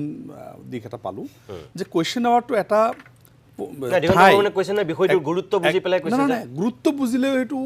আজিয়ে কুৱেশ্যন আৱাৰ মানে গভৰ্ণমেণ্টক ঘেৰিব পৰা আমি এছেম্বলিত মানুহে চাই আছেতো আজি আমি কুৱেশ্যনৰ চেক্ৰিফাইচ কৰা বুলি কৈছোঁ আমি সেইটোকে আজি মই আমাৰ বহুত মেটাৰ আছিলে এটা হাউজৰ আমি আজি চেক্ৰিফাইচ কৰিছোঁ জুবিনৰ কাৰণে আমি জুবিনৰ জাষ্টিছৰ কাৰণে আমি চেক্ৰিফাইচ ঠিক আছে, কৰিছোঁ আমি জুবিনৰ সম্পৰ্কে আলোচনা হ'ব। কংগ্ৰেছে চেক্ৰিফাইচ কৰিলে কংগ্ৰেছে চেক্ৰিফাইচ কৰিলে কিন্তু আমাৰ কুৱেশ্যনটো হ'ল যে আমাৰ ষ্টেটত আমাৰ গভৰ্ণমেণ্টক এঘণ্টা সময় বিভিন্ন ডিপাৰ্টমেণ্টৰ কুৱেশ্যন সম্পৰ্কে গভৰ্ণমেণ্টক ধৰিব পৰা এক কুৱেশ্যন আৱাৰ সেই কুৱেশ্যন আৱাৰটো চেক্ৰিফাইচ কৰিলে কি এঘণ্টাৰ পিছত এডজৰ্নমেণ্ট দিব নোৱাৰিলে কিয় কয় জুবিন আজি আমাৰ দায়িত্ব পালন কৰিছোঁ বুলি চেক্ৰিফাইচ বুলি কিয় কৈছে কাকো কোৱা নহয় আপোনাক কোৱা নাই দিগন্তৰা কৈছে দায়িত্ব পালন কুৱেশ্যন বিলাকো চেক্ৰিফাইচ ৰাইজৰ কাৰণে বেয়া দেখায় আমি জুবিন গাৰ্গৰ ক্ষেত্ৰত চেক্ৰিফাইচ কিয় কৰিব লাগে আপুনি আমি যিবিলাক আপুনি কুৱেশ্যন আমাৰ জাতীয় দায়িত্ব মানৱ ডেকা ডাঙৰীয়া জাতীয় দায়িত্ব পালন ডাঙৰীয়া ঠিক আছে, যিবিলাক ঠিক আছে। কুৱেশ্যন আমি নাই, হ'ব। উত্থাপন কৰোঁ, ৰাইজৰ কাৰণে কৰোঁ ঠিক আছে। দায়িত্ব পালন কৰিছোঁ আমি আমাৰ ৰাইজৰ কাৰণে ঠিক আছে দায়িত্ব পালন কৰিছে বাৰু ঠিক আছে হ'ব। আপনি উল্টাকে নিছে ঠিক আছে, ঠিক আছে। উল্টাকে পাল্টাকে ক'লে নহ'ব। আপুনি ক'লে চেক্ৰিফাইচ বুলি ঠিক আছে কি sacrifice কৰিছে? ঠিক আছে ঠিক আছে জুবিনৰ নাই নাই আমিনুল ইছলামে কৈ লওক ভয় খাইছে আপোনালোক, নাই ভয় খাইছে। নাই নাই নাই উপায় নাই নাই আপোনালোকৰ। নাই মানকাছাৰ বিধায়কে কৈ লওক তাৰপিছত কোনোবাই চেক্ৰিফাইচ কোনোবাই দায়িত্ব পালন ঠিক আছে দুটাই ধৰিলোঁ একেই একেই নহয় একে। মোৰ কুৱেশ্যনটো আৰে এখেত নিজে এডভোকেট ত্যাগ হয় কৰা নাই নহয়, এখেত জানিব দায়িত্ব জাতীয় দায়িত্ব legal point এইটো। of view। জুবিন গাৰ্গৰ কাৰণে এছেম্বলিত কথা কোৱাটো জাতীয় দায়িত্ব আপুনি ঠিক সেইটো আছে। সেইটো আকৌ আপুনি চেক্ৰিফাইচ নাই নাই ঠিক আছে ঠিক আছে ৰাইজৰ আমি টেক কৰিছোঁ ৰাইজৰ মেটাৰ আছিলে আমাৰ ৰাইজৰ বিভিন্ন সমস্যা আছে নাই নাই নাই প্লিজ প্লিজ মানৱ ডেকা এইটো শব্দত লাগি থাকিলে আমি গোটেই 2 ঘণ্টা চলাই দিব পাৰিম পাৰি নেকি নাই। আৱাৰ মই সেইটো কথা কোৱা নাই মই কৈছোঁ যে আপুনি জিৰ' আৱাৰত আনিব নাই নাই নাই please please please please please please please এটা device আছে। প্লিজ কৈছোঁ মানৱ ডেকা অকল সেই শব্দটো লাগি নাথাকিব জুবিন গাৰ্গৰ কাৰণে ত্যাগ কৰি দিলে নাই নাই নাই নাই চাওক কংগ্ৰেছ পাৰ্টি। এইটো শব্দটো লাগি নাথাকিবচোন প্লিজ মই আমি ইছলাম কৈ লওক হয় কথাখিনি কুৱেশ্যন আৱাৰটোৰ পিছতো আমি এডজৰ্নেশ্যনটো আনিব পাৰিলোহেঁতেন আজি আমাৰ প্ৰায় 1.5 ঘণ্টামান আগত আমাৰ হাউচটো এডজন কৰি দিছে Okay. সেই 1.5 ঘণ্টা যদি আমি জুবিন গাৰ্গৰ কাৰণে কৰিলোহেঁতেন কৰিব পাৰিলোহেঁতেন যিহেতু মাননীয় মুখ্যমন্ত্ৰী ডাঙৰীয়াই নিজে বিচাৰিলে যেতিয়া আমাৰ এডজৰ্নমেণ্ট মোশ্যন আহিল তেতিয়া leader house of the leader যিজন তেখেতে নিজে বিচাৰিলে যে ঠিক আছে এডজৰ্নমেণ্ট ডিছকাশ্যনটো হ'ব লাগে এই কথাটো হোৱাৰ লগে লগে কুৱেশ্যন আৱাৰটো বাদ পৰি গ'ল আমাৰ কথাটো আছিল যে কুৱেশ্যন আৱাৰটো যদি হৈ গ'লহেঁতেন পৰৱৰ্তী সময়ত এইটো দিলে আৰু অলপ ভালকৈ বা আমাক যদি এডমিচিবিলিটি ক'ব দিয়া হৈছিল আমি বিচাৰিছোঁ দিনজোৰা কাৰ্যসূচী বন্ধ কৰি আলোচনা কৰিব লাগে এইখিনিত কোনোবাই ভুল নুবুজিব স্পীকাৰে কি কৰিছে যে অনলি এডমিচিবিলিটিত ক'ব পাৰিব আপুনি নাই এখেতে কৈ লওক মানৱ ডেকা তাৰপিছত আপুনি ক'ব এখেতে কৈ শেষ কৰক আপুনি খালি মানে গোটেইখিনি আপুনি শুনিছে মই অন্ধ হৈ আছিলোঁ কথা নহয় যেতিয়া এই বিষয়টোৰ ওপৰত দিনজোৰা আলোচনাৰ কথা হৈছিল তেতিয়া স্পীকাৰে এলাউ কৰিছিল অনলি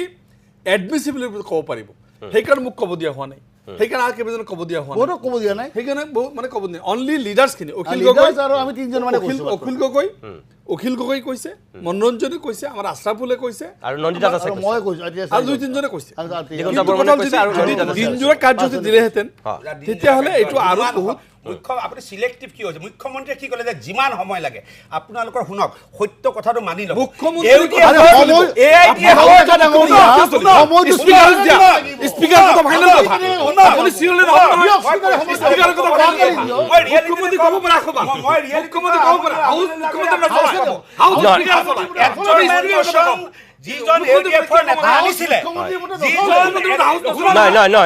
নহয় মানৱ ডেকা প্লিজ মানৱ ডেকা মানে এখেতসকলে কৈছে যে আপুনি কোৱাটো হয় মুখ্যমন্ত্ৰীয়ে কৈছে যিমান সময় লওক কিন্তু হাউচ চলাইছে স্পীকাৰে গতিকে স্পীকাৰে সময়টো দিব লাগিব নহয় এখেতসকলে কৈছে আপুনি শুনিব AUDF-ৰ যিজন লিডাৰে আনিছিলে যেতিয়া তেওঁক পিছফালৰ পৰা মই এজনে কৈছে কওক আৰে মই মৌলবী মানুহ মই কি জানো জুবিন গাৰ্গৰ বিষয়ে তই কওক তেতিয়া আশৰাফুলে কৈছে যদি নহয় এছেম্বলি মই কৈছো মই কি জানো তাৰ মানে এনটিআৰ অপজিশ্যনে কি ভাবিছিলে যে এডজৰ্ণমেণ্ট মোচন একচেপ্ট নহ'ব গতিকে ভাষণ তেওঁলোকে ভাষণৰ ৰিচাৰ্চত নগৈ প্লে কাৰ্ডত ব্যস্ত হৈ থাকিলে আৰু বাহিৰত প্লে কাৰ্ড লৈ আপোনালোকে কি আনিছিলে প্লে কাৰ্ড তাৰমানে এখেতসকল ৰেডি নাছিলে ঠিক আছে আমিনুল ইছলামে শেষ কৰি লওক তিনিজন বিধায়কে কৈছে ঠিক আছে আমিনুল ইছলামে শেষ কৰি লওক গোপীনাথ বৰদলৈ অপ্ৰাসংগিক কৰি দিয়ে কোনোবাই বিষ্ণু ৰাভাক অপ্ৰাসংগিক কৰি দিয়ে কোনোবাই ভূপেন হাজৰিকাক অপ্ৰাসংগিক সেইবিলাক ভাষণ জুবিন মানৱ ডেকা ডাঙৰীয়া আপোনালোকে জুবিনক লৈ আৰু বেছি ৰাজি নকৰিব গম পাব আপোনালোকে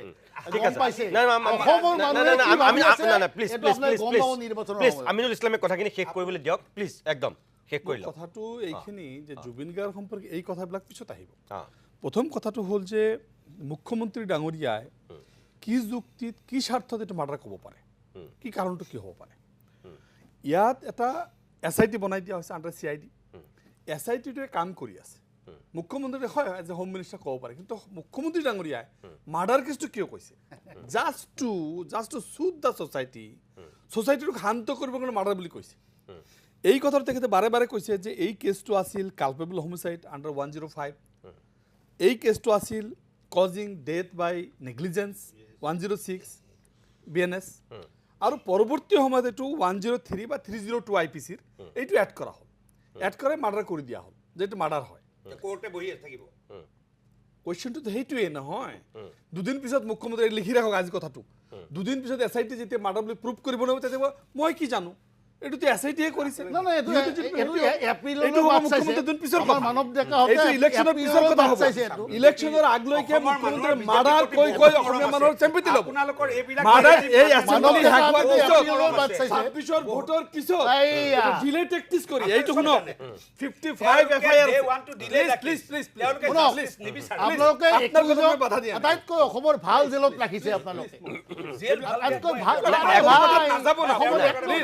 বিষয়ৰ ভিতৰত থাকক নাই এক মিনিট আমিনুল ইছলামে শেষ কৰি লওক প্লিজ কৈছো আপোনালোকক কওঁতে মই এটা চেণ্টেন্সো কোৱা নাছিলোঁ মোৰ কথাখিনি ক'ব দিয়ক মোৰ যিখিনি বক্তব্য মোৰ পাৰ্টিৰ যিখিনি ৰিপ্ৰেজেণ্ট কৰি কথাটো হ'ল যে তাত 55 FIR আছে এটা দুটা FIR নহয় তাত আপোনাৰ 252 উইটনেছ আছে 29 সিজাৰ আইটেম আছে দ্যাট মিনছ ইট এই ইনভেষ্টিগেশ্যনটো বহুদিন দীঘল চলিব যেতিয়াই বহুদিন দীঘল চলিব আৰু এতিয়া যেহেতু এতিয়ালৈকে আমি যিখিনি বুজি পাওঁ যে লৰ ছাত্ৰ হিচাপে আইনৰ ছাত্ৰ হিচাপে যিখিনি বুজি পাওঁ তাতে একজাক্ট প্ৰুভ কৰিব পৰা মাৰ্ডাৰ বুলি প্ৰুভ কৰিব পৰা বিষয়টো আজিকালি নাই যে এইটো মাৰ্ডাৰ এইটো ক'ব পৰাকৈ এতিয়ালৈকে আমি যিখিনি পাইছোঁ যিহেতু মই ইনভেষ্টিগেটিং অফিচাৰ নহয় তাত কোনো পইণ্ট নাই তেতিয়া কি হ'ব এতিয়া মুখ্যমন্ত্ৰীৰ মাৰ্ডাৰ আমি শাস্তি দিমেই আমি পানিশমেন্ট দিমেই culpable homicide it is not murder amounting to murder what is culpable homicide it is not murder but amounting to murder মোৰ ইচ্ছা নাছিল মৃত্যু কৰাটো কিন্তু মৃত্যু হৈ গৈছে এইটো হ'ল culpable homicide negligence causing death by negligence মই ঔষধটো সময়মতে খোৱা নাছিলোঁ মই জেকেটটো পিন্ধোৱা নাছিলোঁ মই সেই মুহূৰ্ত তলৰ পৰা দাঙি ধৰা নাছিলোঁ these are the causing negligence এই পাৰ্টৰ বোলে এইবিলাক পাৰ্টৰ কাৰণে মাৰ্ডাৰ হ'ব নোৱাৰে ডেথ হ'ব but not amounting to murder these are the cause মানে আইনগত আৰু হত্যা দুটা বেলেগ বস্তু এতিয়া মোৰ কথাটো হৈছে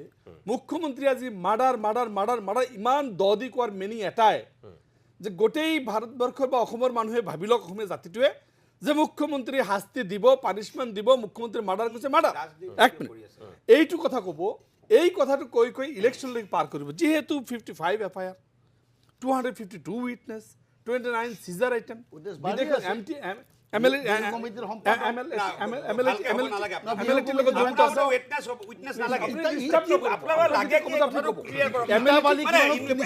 জাস্টিস লাগে আকৌ ইনভেস্টিগেশন কৰিলে জাস্টিস লাগে উইটনেস বাঢ়ি গৈছে লাগে কি দিলে লাগে হয় নহয় হেটো নহয় জানো এতিয়া বিচাই যায় এসআইটি ৰিপৰ্ট দিয়াই নাই চাৰ্জশিট দিয়াই নাই ঘৰতে ইটাবালি কোনে দিছিলে ইটাবালি কোনে দিছিলে সিমেন্ট কিমান টকাত কোনে কমিশন খালে এইবিলাক সবকে মাতিব লাগিব তো এতিয়া আপোনাৰ মতেতো প্লেনৰ পাইলটটোকো মাতিব লাগে তাৰমানে কিয় সিংগাপুৰলৈ প্লেন চলাইছিল এইবিলাক পাতলৰ কথা কৈ লাভ নাই আমি যদি জুবিন গাৰ্গৰ সঁচা অৰ্থত এনালাইসিস এটা কৰিব বিচাৰো লিগেল পইণ্টবিলাক আমি পাছ কৰিব লাগিব এই বস্তুলৈ অসমীয়া জাতিটো আমি এটা ইমোশন জাতিটো আমাৰ যেনেকৈ ইমোশন কৰিব পাৰি সেনেকৈ কৰি আছে এই ইমোশনটোৰ লগত নেখেলি লিগেল পইণ্টটো ডেথ কেছ এটা ইষ্টাব্লিছ কৰিবৰ কাৰণে যিখিনি প্ৰয়োজন আৰু এটা কেছৰ ফিনিশিং লৈকে আহিবৰ কাৰণে ইনভেষ্টিগেশ্যন কমপ্লিট কৰা চাৰ্জশিট বন মই শিওৰ দি চ্যালেঞ্জ দি ক'ব পাৰোঁ মুখ্যমন্ত্ৰী কৈছে চাৰ্জশিট 8 তাৰিখে হ'ব এইটো ফুল ফ্লেজ চাৰ্জশিট হ'বই নোৱাৰে 8 তাৰিখত যেতিয়া চাৰ্জশিট নহ'ব তেতিয়া এনাদাৰ ডেট তেখেতক বিচাৰিব এইটো টানি লৈ গৈ থাকিব এজনে মাৰ্ডাৰ কৰিছে বাকী কেইজনে সহায় কৰিছে how a CM can do that কেনেকৈ চিএমে ক'ব পাৰে যেজনে মাৰ্ডাৰ কৰিছে 7 জন আৰু 5 জনে হেল্প কৰিছে এইটো মুখ্যমন্ত্ৰীৰ বক্তব্য হ'ব পাৰে নেকি নহয় মই এসআইটিৰ মানুহে এইটো বক্তব্য দিব পাৰে নেকি নহয় এক মিনিট কোনো ইনভেষ্টিগেশ্যন মাজতে কোনো ইনভেষ্টিগেটিং পজিশন লিক কৰিব পাৰে নেকি নহয় লিখিব পাৰে নাই আপোনালোকে ঠিক কথা কৈছে নাই দ্বিতীয় কথা হ'ল পোষ্টমৰ্টম ৰিপৰ্ট লৈ পোষ্টমৰ্টম ৰিপৰ্ট এই কথাখিনি কোৱাৰ কোনে আনিছে কেলে আনিছিলে একজন পোষ্টমৰ্টম কিয় আনিছিলে একজন আৰে জুবিন গাৰ্গক ন্যায় দিবই লাগিব সেইটো ক'ব দিয়া নাই পোষ্টমৰ্টম ৰিপৰ্টটো মই মোৰ ঘৰৰ কোনোবা ঢুকাইছে মোৰ তাত আহিব নেকি postmortem report is totally seal matter family দিবই লাগিব তাৰ পৰা গৈ ফ্যামিলি মানুহক দিব লাগিব তাৰ পৰা গৈ নক তাৰ যেতিয়া দিব টাইম আছে তাৰ পৰা গৈ প্ৰথম ফ্যামিলি তাৰ পৰা গৈ সেইটো সিংগাপুৰৰ ভাইৰেল হৈ গৈছে ঠিক আছে আপুনি এন্ডোৰ্স কৰি দিছে ঠিক আছে মই অকণ বিৰতি ল'ম মই প্লিজ মানে মানৱ ডেকা আপুনি নাই কোৱা নহয় বুলি আপুনি কৈ আছে ক'তনো নাই কোৱা আপুনি চবৰে আগত কৈ আছে মানুহে চাই আছে নহয় ৰ'ব মোৰ মন্তব্যখিনি ক'ত আহিছে জুবিন গাৰ্গৰ ঘটনাটো ফেষ্টিভেল চলাই থাকিব নাই এক মিনিট নাই মানৱ ডেকা এই আমিৰুল ইছলামে কোৱাটো মানৱ ডেকাই নাই কোৱা কিন্তু বেলেগক ক'বলৈ দিয়া নাই সেইটো হৈ আছে এক মিনিট আপোনালোকে ফলছ নেৰেটিভ দি থাকিব নাই শুনক মই আহিম কিন্তু মই একদম প্লিজ কৈছোঁ মানে চাওক আজি মই এই বিষয়টো কিয় পাতিছোঁ যে জুবিন গাৰ্গৰ মৃত্যুৰ পিছত প্ৰথমখন বিধানসভাৰ অধিৱেশন আৰু এই অধিৱেশনৰ প্ৰথম দিনটোতেই শাসক বিৰোধীৰ মাজত যিকেইটা বিষয়ে সৰ্বাধিক চৰ্চা লাভ কৰিলে তাৰ ভিতৰত আটাইতকৈ এই বিষয়টোৱে গুৰুত্ব পাইছিল স্বাভাৱিকতে অসমৰ মানুহে আজিৰ দিনটোত এইখিনি বস্তু চাইছে যিহেতু আৰু জানিব বিচাৰিছে যে মুখ্যমন্ত্ৰীয়ে বিধানসভাটো যিহেতু কৈছে আৰু আগতে নোকোৱা কথা কৈছে এজনে মাৰ্ডাৰ কৰিছে 4-5 জনে সহযোগ কৰিছে এতিয়া বিৰোধীৰ ফালৰ পৰা মোৰ আপোনালোকক সুধিবলগীয়া কথা এইটোৱেই যে মুখ্যমন্ত্ৰীয়ে কোনে এজনে মাৰিছে বুলি কৈছে কিন্তু কোনে মাৰিছে নাই কোৱা সহযোগিতা কোনে কৰিছে সেইটো আমি নাজানিলোঁ ইউথ পাৰ্টিত থকা সেই মানুহখিনি নে এই জেলত থকা কিজনে সহযোগ কৰিছিল 8 বছৰ আগৰ পৰাই হৈছে সেই কথাখিনিও আজি স্পষ্ট আপোনালোকে কৰিব পৰা হ'লে আদায় কৰিব পৰা হ'লে ভাল আছিল মই নাজানো মই সুধিম সেই ক্ষেত্ৰত গমেই পাইছে অসম বিধানসভাৰ শীতকালীন অধিৱেশনৰ প্ৰথম দিনটোত জুবিন গাৰ্গক লৈ যিটো পৰিৱেশৰ সূচনা হৈছিল সেই সন্দৰ্ভতে কিছু কথা পাতিছোঁ মই এতিয়া মানৱ ডেকা মই আপোনাৰ কাষলৈ পোনে পোনে আহিছোঁ আপুনি ক'বলৈ দিয়া নাই বুলি কৈছে কিন্তু আপুনি বেলেগকে ক'বলৈ দিয়া নাই আপুনি কৈ আছে মোটামুটি এতিয়া মোক কথাখিনি কওক যে অখিল গগৈ যিখিনি অভিযোগ আনিলে বা এতিয়া আমিনুল ইছলামেও যিকেইটা কথা ক'লে অখিল গগৈ মতে যে তেওঁ সোধা প্ৰশ্নকেইটাৰ উত্তৰ মুখ্যমন্ত্ৰীয়ে পোনপটীয়াকৈ নিদিলে গাৰ বলত তেওঁ বাক চাতুৰ্যৰে বেলেগ ধৰণে কথাখিনি কৈ তেওঁ প্ৰতিষ্ঠা কৰিবলৈ চেষ্টা কৰিলে কথাৰ গভীৰতালৈ যাব লাগিব হয় এইটো মিডিয়াত বাহিৰত আপুনি পলিটিক্স কৰিছে মিডিয়াৰ বাইট এটা দিছে প্ৰেছ কনফাৰেন্স এখন কৰিছে ফেচবুকত লাইভ কৰিছে সেইটো বেলেগ কথা কিন্তু বিধানসভাত যেতিয়া কথা কোৱা হয় এইটো যুগৰ যুগলৈকে সি ৰেকৰ্ড হিচাপে থাকি যায় প্ৰথম কথা হ'ল এইমাত্ৰ দিগন্ত দাও ক'লে আমিনুলক যে মুখ্যমন্ত্ৰীয়ে কেনেকৈ ক'ব পাৰে এতিয়া মোৰ প্ৰশ্নটো হৈছে যে এজন মৰ্মচনটো আনি আপোনালোকে কি বিচাৰিছিলে আপডেট বিচাৰিছে এই কেছটোৰ ক্ষেত্ৰত এইটো এটা ফৰেনত হোৱা কেছ আমি BNSSৰ যিকেইটা ধাৰাৰ দি ভাৰততো আজিকালি ফৰেনত হোৱা ক্ৰাইমত ইনভেষ্টিগেশ্যন কৰি কেছ ৰেজিষ্টাৰ কৰিব আজি মুখ্যমন্ত্ৰীয়ে বস্তুখিনি ক্লিয়াৰলি কৈ দিছে তাতে কিছুমান প্ৰভিজন আছে যে ভাৰত চৰকাৰ হোম মিনিষ্ট্ৰীৰ পৰা ক্লিয়াৰেঞ্চ ল'ব লাগিব ক্লিয়াৰেঞ্চ ল'বলৈ হ'লে কেছটো গোটেই আপডেট চাৰ্জশ্বিটখনে বুলি ধৰক সেই চাৰ্জশ্বিটখন মুখ্যমন্ত্ৰীয়ে চহী কৰি পঠিয়াবলগীয়া হৈছে হোম মিনিষ্ট্ৰীলৈ গতিকে তেওঁ জানিব এখেতসকলে জানিব এওঁলোক তেখেতসকলৰ গোটেই এজেণ্ডাটো হৈছে এবাৰ বিচাৰে CBI ইনকুৱাৰী অখিল গগৈ এতিয়া কৈ আছে যে য'ত এমলেট এক্টিভেট কৰা হৈছে ৰিভোক কৰা হৈছে এমলেট হ'ল আমাৰ ইণ্টাৰপলৰ through the place of occurrence পৃথিৱীৰ কোনো পুলিচে কোনো বেলেগ দেশৰ প্লেচ অফ অকাৰেঞ্চত যাব নোৱাৰে তাৰ কাৰণে এমলেট থাকে ইণ্টাৰপল থাকে সেই ছেম কামখিনি ছিংগাপুৰ পুলিচে প্লেচ অফ অকাৰেঞ্চত গৈছে নাই গৈছে ছিংগাপুৰ পুলিচে সেই ডাটাখিনি শ্বেয়াৰ কৰিব আসাম পুলিচ ইণ্ডিয়ান পুলিচ বুলি নকওঁ মই আসাম পুলিচক থ্ৰু এমলেট দেই হোম এম্বেচি থ্ৰু দি আৰু সেইটো এটা কিন্তু অখিল গগৈ ডাঙৰীয়াহঁতে বিচাৰ যে কেছটো দিলে হ'ব লাগে দিলে হৈ যাতে একুইজকেইটাই বেইল পায় এতিয়া সিহঁতৰ উকিল নাই কোনোটো উকিল এটা মেইন উকিলৰ ভূমিকা অখিল গগৈ ডাঙৰীয়াই লৈছে আৰু কংগ্ৰেছৰ কেইজনমান নেতাই আজি চাওক অখিল ইমান এটা গভীৰ বিষয় আজি জুবিন গাৰ্গৰ জাষ্টিচ এডজৰ্ণমেণ্ট মোচন আনিছে তেওঁলোকে ভাষণৰ ওপৰতহে প্ৰিপেয়াৰ কৰিব লাগে পোষ্টাৰ বেনাৰ বনাই ভাবিছিলে কি ৰিজেক্ট হোৱাৰ লগে লগে আমি কৈ ভাষণৰ কাৰো প্ৰিপেৰেশ্যন নাই আজি এনেকুৱা এটা গভীৰ বিষয় মোৰ এটা বুকি কপি যোৱা মোৰ ব্যক্তিগত সম্পৰ্ক আপুনি জানে জুবিন গাৰ্গৰ লগত 93 পা হা আজি সেই মানুহজনৰ ন্যায় বিচাৰি মই কি ফেন্সি ড্ৰেছ শ্ব' কৰিম নেকি মানে জুবিন গাৰ্গৰ ন্যায় বিচাৰিবলৈ ধুতি পাঞ্জাবী পিন্ধি যাব লাগিব নেকি তাৰমানে এইটো কিমান ইনচাল্ট আৰু পলিটিকেলাইজ কৰাৰ ব্যৱস্থা আপুনি মোক কওকচোন আজি কোনোবা বিয়া পাতিছে নে সকাম পাতিছে ধুতি পাঞ্জাবী পিন্ধি সেইটো ফেন্সি ড্ৰেছ হৈছে নেকি আপুনি মোক তাৰমানে জুবিন গাৰ্গৰ মৃত্যুটো তেওঁলোকে কি পৰ্যায়লৈকে লৈ গৈছে আপুনি কয় আপুনি টিভিত দেখি আপুনি কেনেকুৱা অনুভৱ কৰিছে আপুনি কিয় দুজন ধৰি লৈছে মই আপোনাক কোৱা নাই নহয় আৰে মই কৈছো AUDFৰ যিজন মানুহে যিজন নেতাই এই এডজৰ্ণমেণ্ট মোচন আনিছে তেখেতক যেতিয়া মই চাই আছো তেখেতক কৈছে আপুনি তেওঁ কৈছে মই মৌলবী মানুহ মই কি গানৰ বিষয়ে জানো তেতিয়া লগে লগে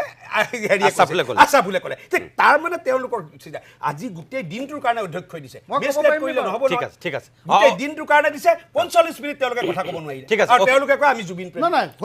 মানৱ ডেকা ডাঙৰীয়া অধ্যক্ষৰ যিমানখিনি সময় দিয়ে তাৰ ভিতৰত কোনো সময় লিমিট নাছিলে আজি লিমিট কথা কোৱা মানুহ নাই আপোনালোকৰ আৰে আপোনাক 5 মিনিট মানে কাবাক ক'ব নিদিয়া বুলি নহয় 35 জনে ক'লেও হলতেন এজন কি কথা কৈছে কোন উঠিছিল আপোনাৰ কথা ক'বলৈ কওক এজনৰ নাম কওক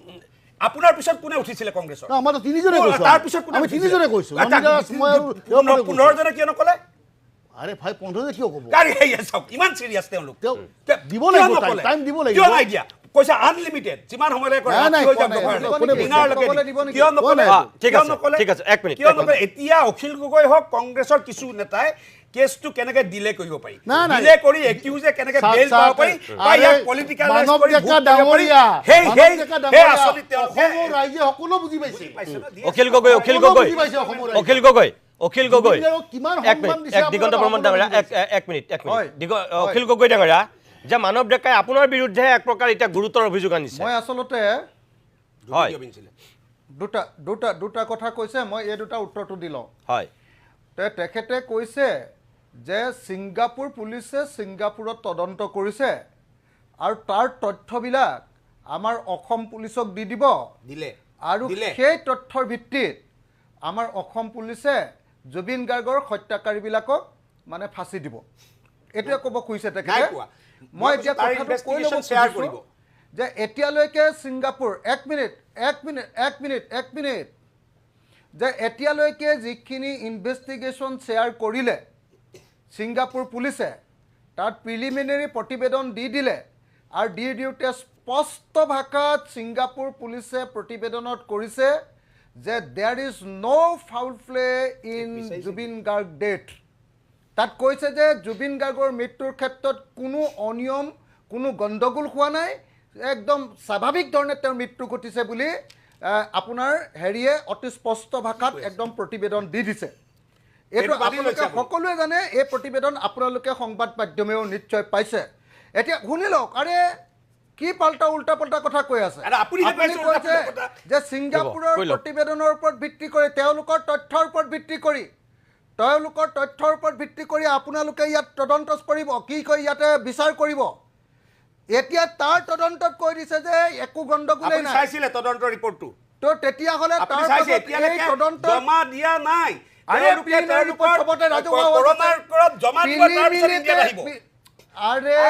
আপুনি কি আৰে কৈ আছে তেওঁলোকে চবে জানে যে মানৱ ডেকা এজন মিছলীয়া মানুহ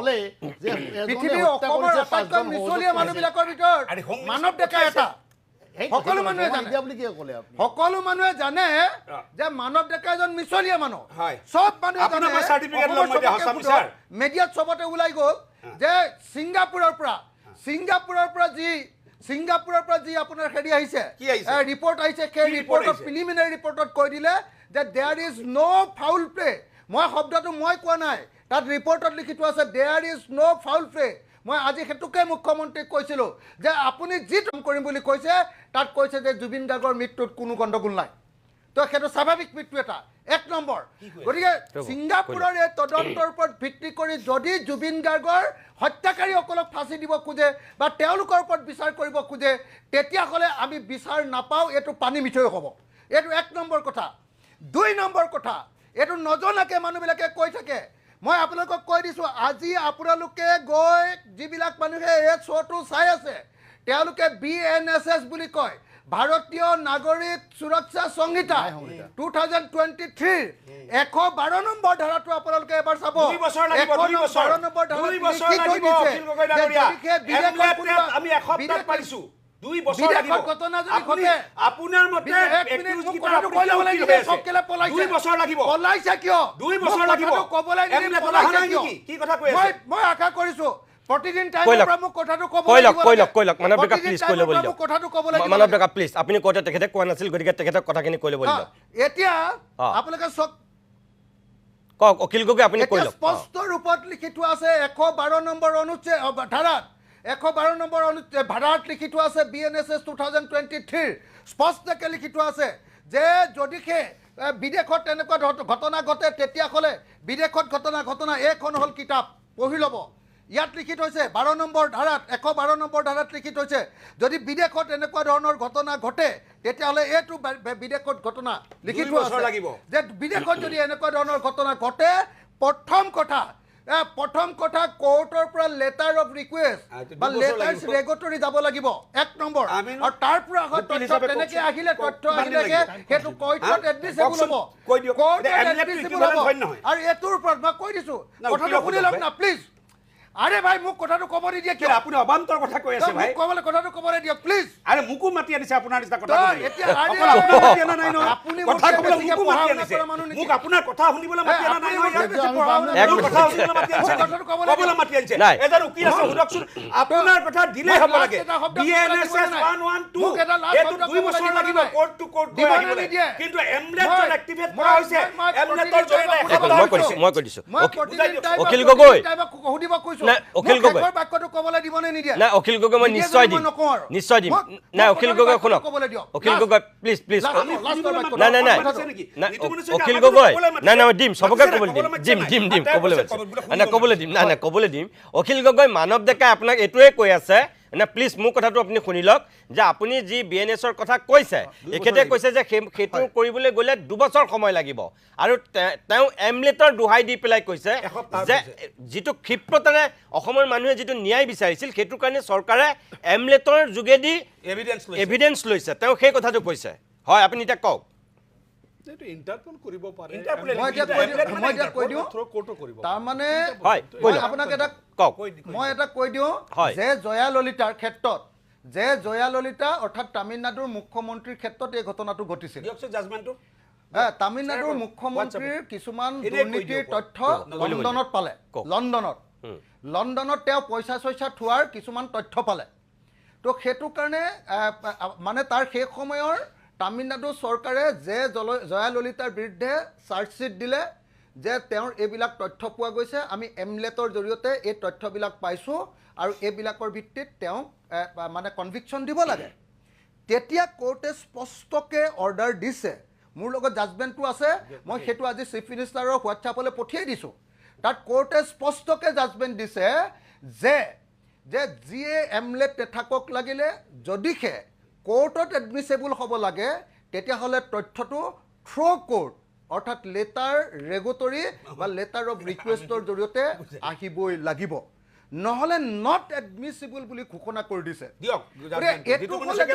একদম তথ্য এতিয়া আপোনাক মই কথাটো শেষ কৰি ল'বলৈ দিয়ক দূৰত আছোঁ মোক ক'বলৈ শেষ কৰিবলৈ দিয়ক একদম কওক আমাৰ দৰ্শক বনাই থৈছে আপুনি মই মুখ্যমন্ত্ৰী হয় মই এতিয়া আপোনালোকক সেইকাৰণে কৈছোঁ যে এই কথাটো মই মুখ্যমন্ত্ৰীলৈ আজি হেৰিটো অৰ্ডাৰৰ কপিটো পঠিয়াই দিছোঁ তেওঁ বক্তৃতা দি থাকোঁতেই মই মুখ্যমন্ত্ৰীক চিঞৰি দিছোঁ যে এইটো আপুনি চাওক বুলি আৰু সেই তাত স্পষ্টকৈ তাৰ পাছত সুপ্ৰিম কোৰ্টতো সেইটোৰ ওপৰত কোনো বস্তু কোৱা নাই তো এতিয়া সেইকাৰণে মই আপোনালোকক কৈছোঁ যে এতিয়া বিজেপি চৰকাৰখনে কি কৰিব কৈছে যে এমলেটৰ জৰিয়তে ডাইৰেক্টলি তথ্য আনিম মই আপোনাক কৈছোঁ এমলেটৰ জৰিয়তে ডাইৰেক্টলি তথ্য আনিলে কোৰ্টত এডমিছিবল নহয় আৰু যদি কোৰ্টত এডমিছিবল নহয় এতিয়া সোনকালে তথ্য আনি মিছা ধাৰা দি আৰে তথ্য নহয় যদি এনেকৈ কৰে তাৰমানে ইলেকশ্যনলৈকে মানুহকেইজনক ৰাখি থ'ব পাৰিব 103 দি মই জনামতে বিজেপি চৰকাৰে হিমন্ত বিশ্ব শৰ্মা চৰকাৰে এই অভিযুক্তবিলাকক কৈছে যে তহঁতি বেল নেমাৰিবি যদি বেল মাৰ ইলেকশ্যনলৈকে তেতিয়াহ'লে তহঁতৰ ওপৰত ইডি লগাম তো এইটো ব্লেকমেইল কৰি আছে আৰু এতিয়া বেল নেমাৰিবলৈ কৈছে আৰু বেল নেমাৰে সিহঁতি আৰু বেল নেমাৰি ইলেকশ্যনলৈকে ৰখাব ইলেকশ্যনৰ পিছদিনা তেওঁলোকক এৰি দিব সেই কামটো কৰিবৰ কাৰণে এই ব্যৱস্থা কৰিছে এতিয়া মই চুৰীয়া পিন্ধাটো কৈ লওঁ শেষ কৰি দিওঁ মই চুৰীয়া পিন্ধাটো মই আপোনাক শেষ কৰি দিছোঁ যে চুৰীয়া মই কিয় পিন্ধি গৈছিলোঁ আজি চুৰীয়া আৰু পাঞ্জাবী কিয় পিন্ধি গৈছিলোঁ অসমীয়া মানুহৰ এটা পৰম্পৰা আছে যে যেতিয়া ঘৰৰ মানুহৰ মৃত্যু হয় সকাম নোহোৱা পৰ্যন্ত আৰু যেতিয়ালৈকে তেওঁৰ ন্যায় নাপায় বুলি ভাবে তেতিয়ালৈকে আমি সদায় পৰম্পৰাগত ড্ৰেছত আজি জুবিন গাৰ্গৰ যিহেতু প্ৰথমখন বিধানসভা হৈছে প্ৰথমখন বিধানসভাত যিহেতু আপোনাৰ অধিৱেশন হৈছে গতিকে মোৰ কাৰণে আজি চুৰীয়া আৰু পাঞ্জাবী এটা পিন্ধি যোৱাটো অত্যন্ত প্ৰয়োজন বুলি মই ভাবিছিলোঁ মোৰ মনৰ পবিত্ৰতাৰ কাৰণে মোৰ মনৰ দৃঢ়তাৰ কাৰণে আৰু যদি চুৰীয়া আৰু পাঞ্জাবী পিন্ধি যোৱাটো যদি অসমীয়া মানুহৰ অপৰাধ হয় অপৰাধ নহয় চুৰীয়া ইউজ কৰিব নোৱাৰে পিন্ধি যোৱাটো যদি তাক ইউজ কৰাটো দৃষ্টিকোণটো লাগিছে দৃষ্টিকোণটো হৈছে সেইটো আপোনাৰ সেইটো দৃষ্টিকোণটো বুলি কয় এটা সিৰিয়াছ মেটাৰ আপুনি ফেন্সি ড্ৰেছলৈকে লৈ গৈছে যদি দৃষ্টিকোণটো হয় দৃষ্টিকোণটো বুলি কয় চুৰীয়া ফেন্সি ড্ৰেছলৈ লৈ গৈছে আপুনি পাঞ্জাবী ফেন্সি ড্ৰেছতে আপুনি জুবিন ক্ষেত্ৰত চুৰীয়া পিন্ধি গৈছিলে নেকি মই বাক্যটো কৈ ল'ব আপোনাক ৰাজনীতি লাগে যাৰা লাইভত আহিব পাৰে চুৰীয়া পিন্ধাটো এছেম্বলি আৰু একদম পাৰে চুৰীয়া পিন্ধিব সদায় পাৰে কিন্তু ৰাজনৈতিক ব্যৱহাৰ পাঞ্জাবী পিন্ধাটো আপুনি ফেন্সি ড্ৰেছ চুৰীয়া পিন্ধাটো সেইটো অসমৰ মানুহে ক্ষমা আৰু নকৰে পাঞ্জাবী পিন্ধাটো যদি ফেন্সি একদম আপুনি ফেন্সি ড্ৰেছ কৰিছে আজি মই সুধিব কৈছো যে চুৰীয়া পিন্ধাটো এটা বাক্য একেবাৰে আদৰণি কিন্তু ৰাজনৈতিক ব্যৱহাৰটো বেয়া আৰু পাঞ্জাবী পিন্ধাটো যদি আপোনাক প্ৰশ্ন এটা কৰিছে আপোনাক প্ৰশ্ন কৰিছে কিবা আৰে মোক কথাটো ক'বলৈ দিয়ক এটা বাক্য আৰে প্ৰশ্নটোৰ উত্তৰ দিবলৈ নিদিয়ে যদি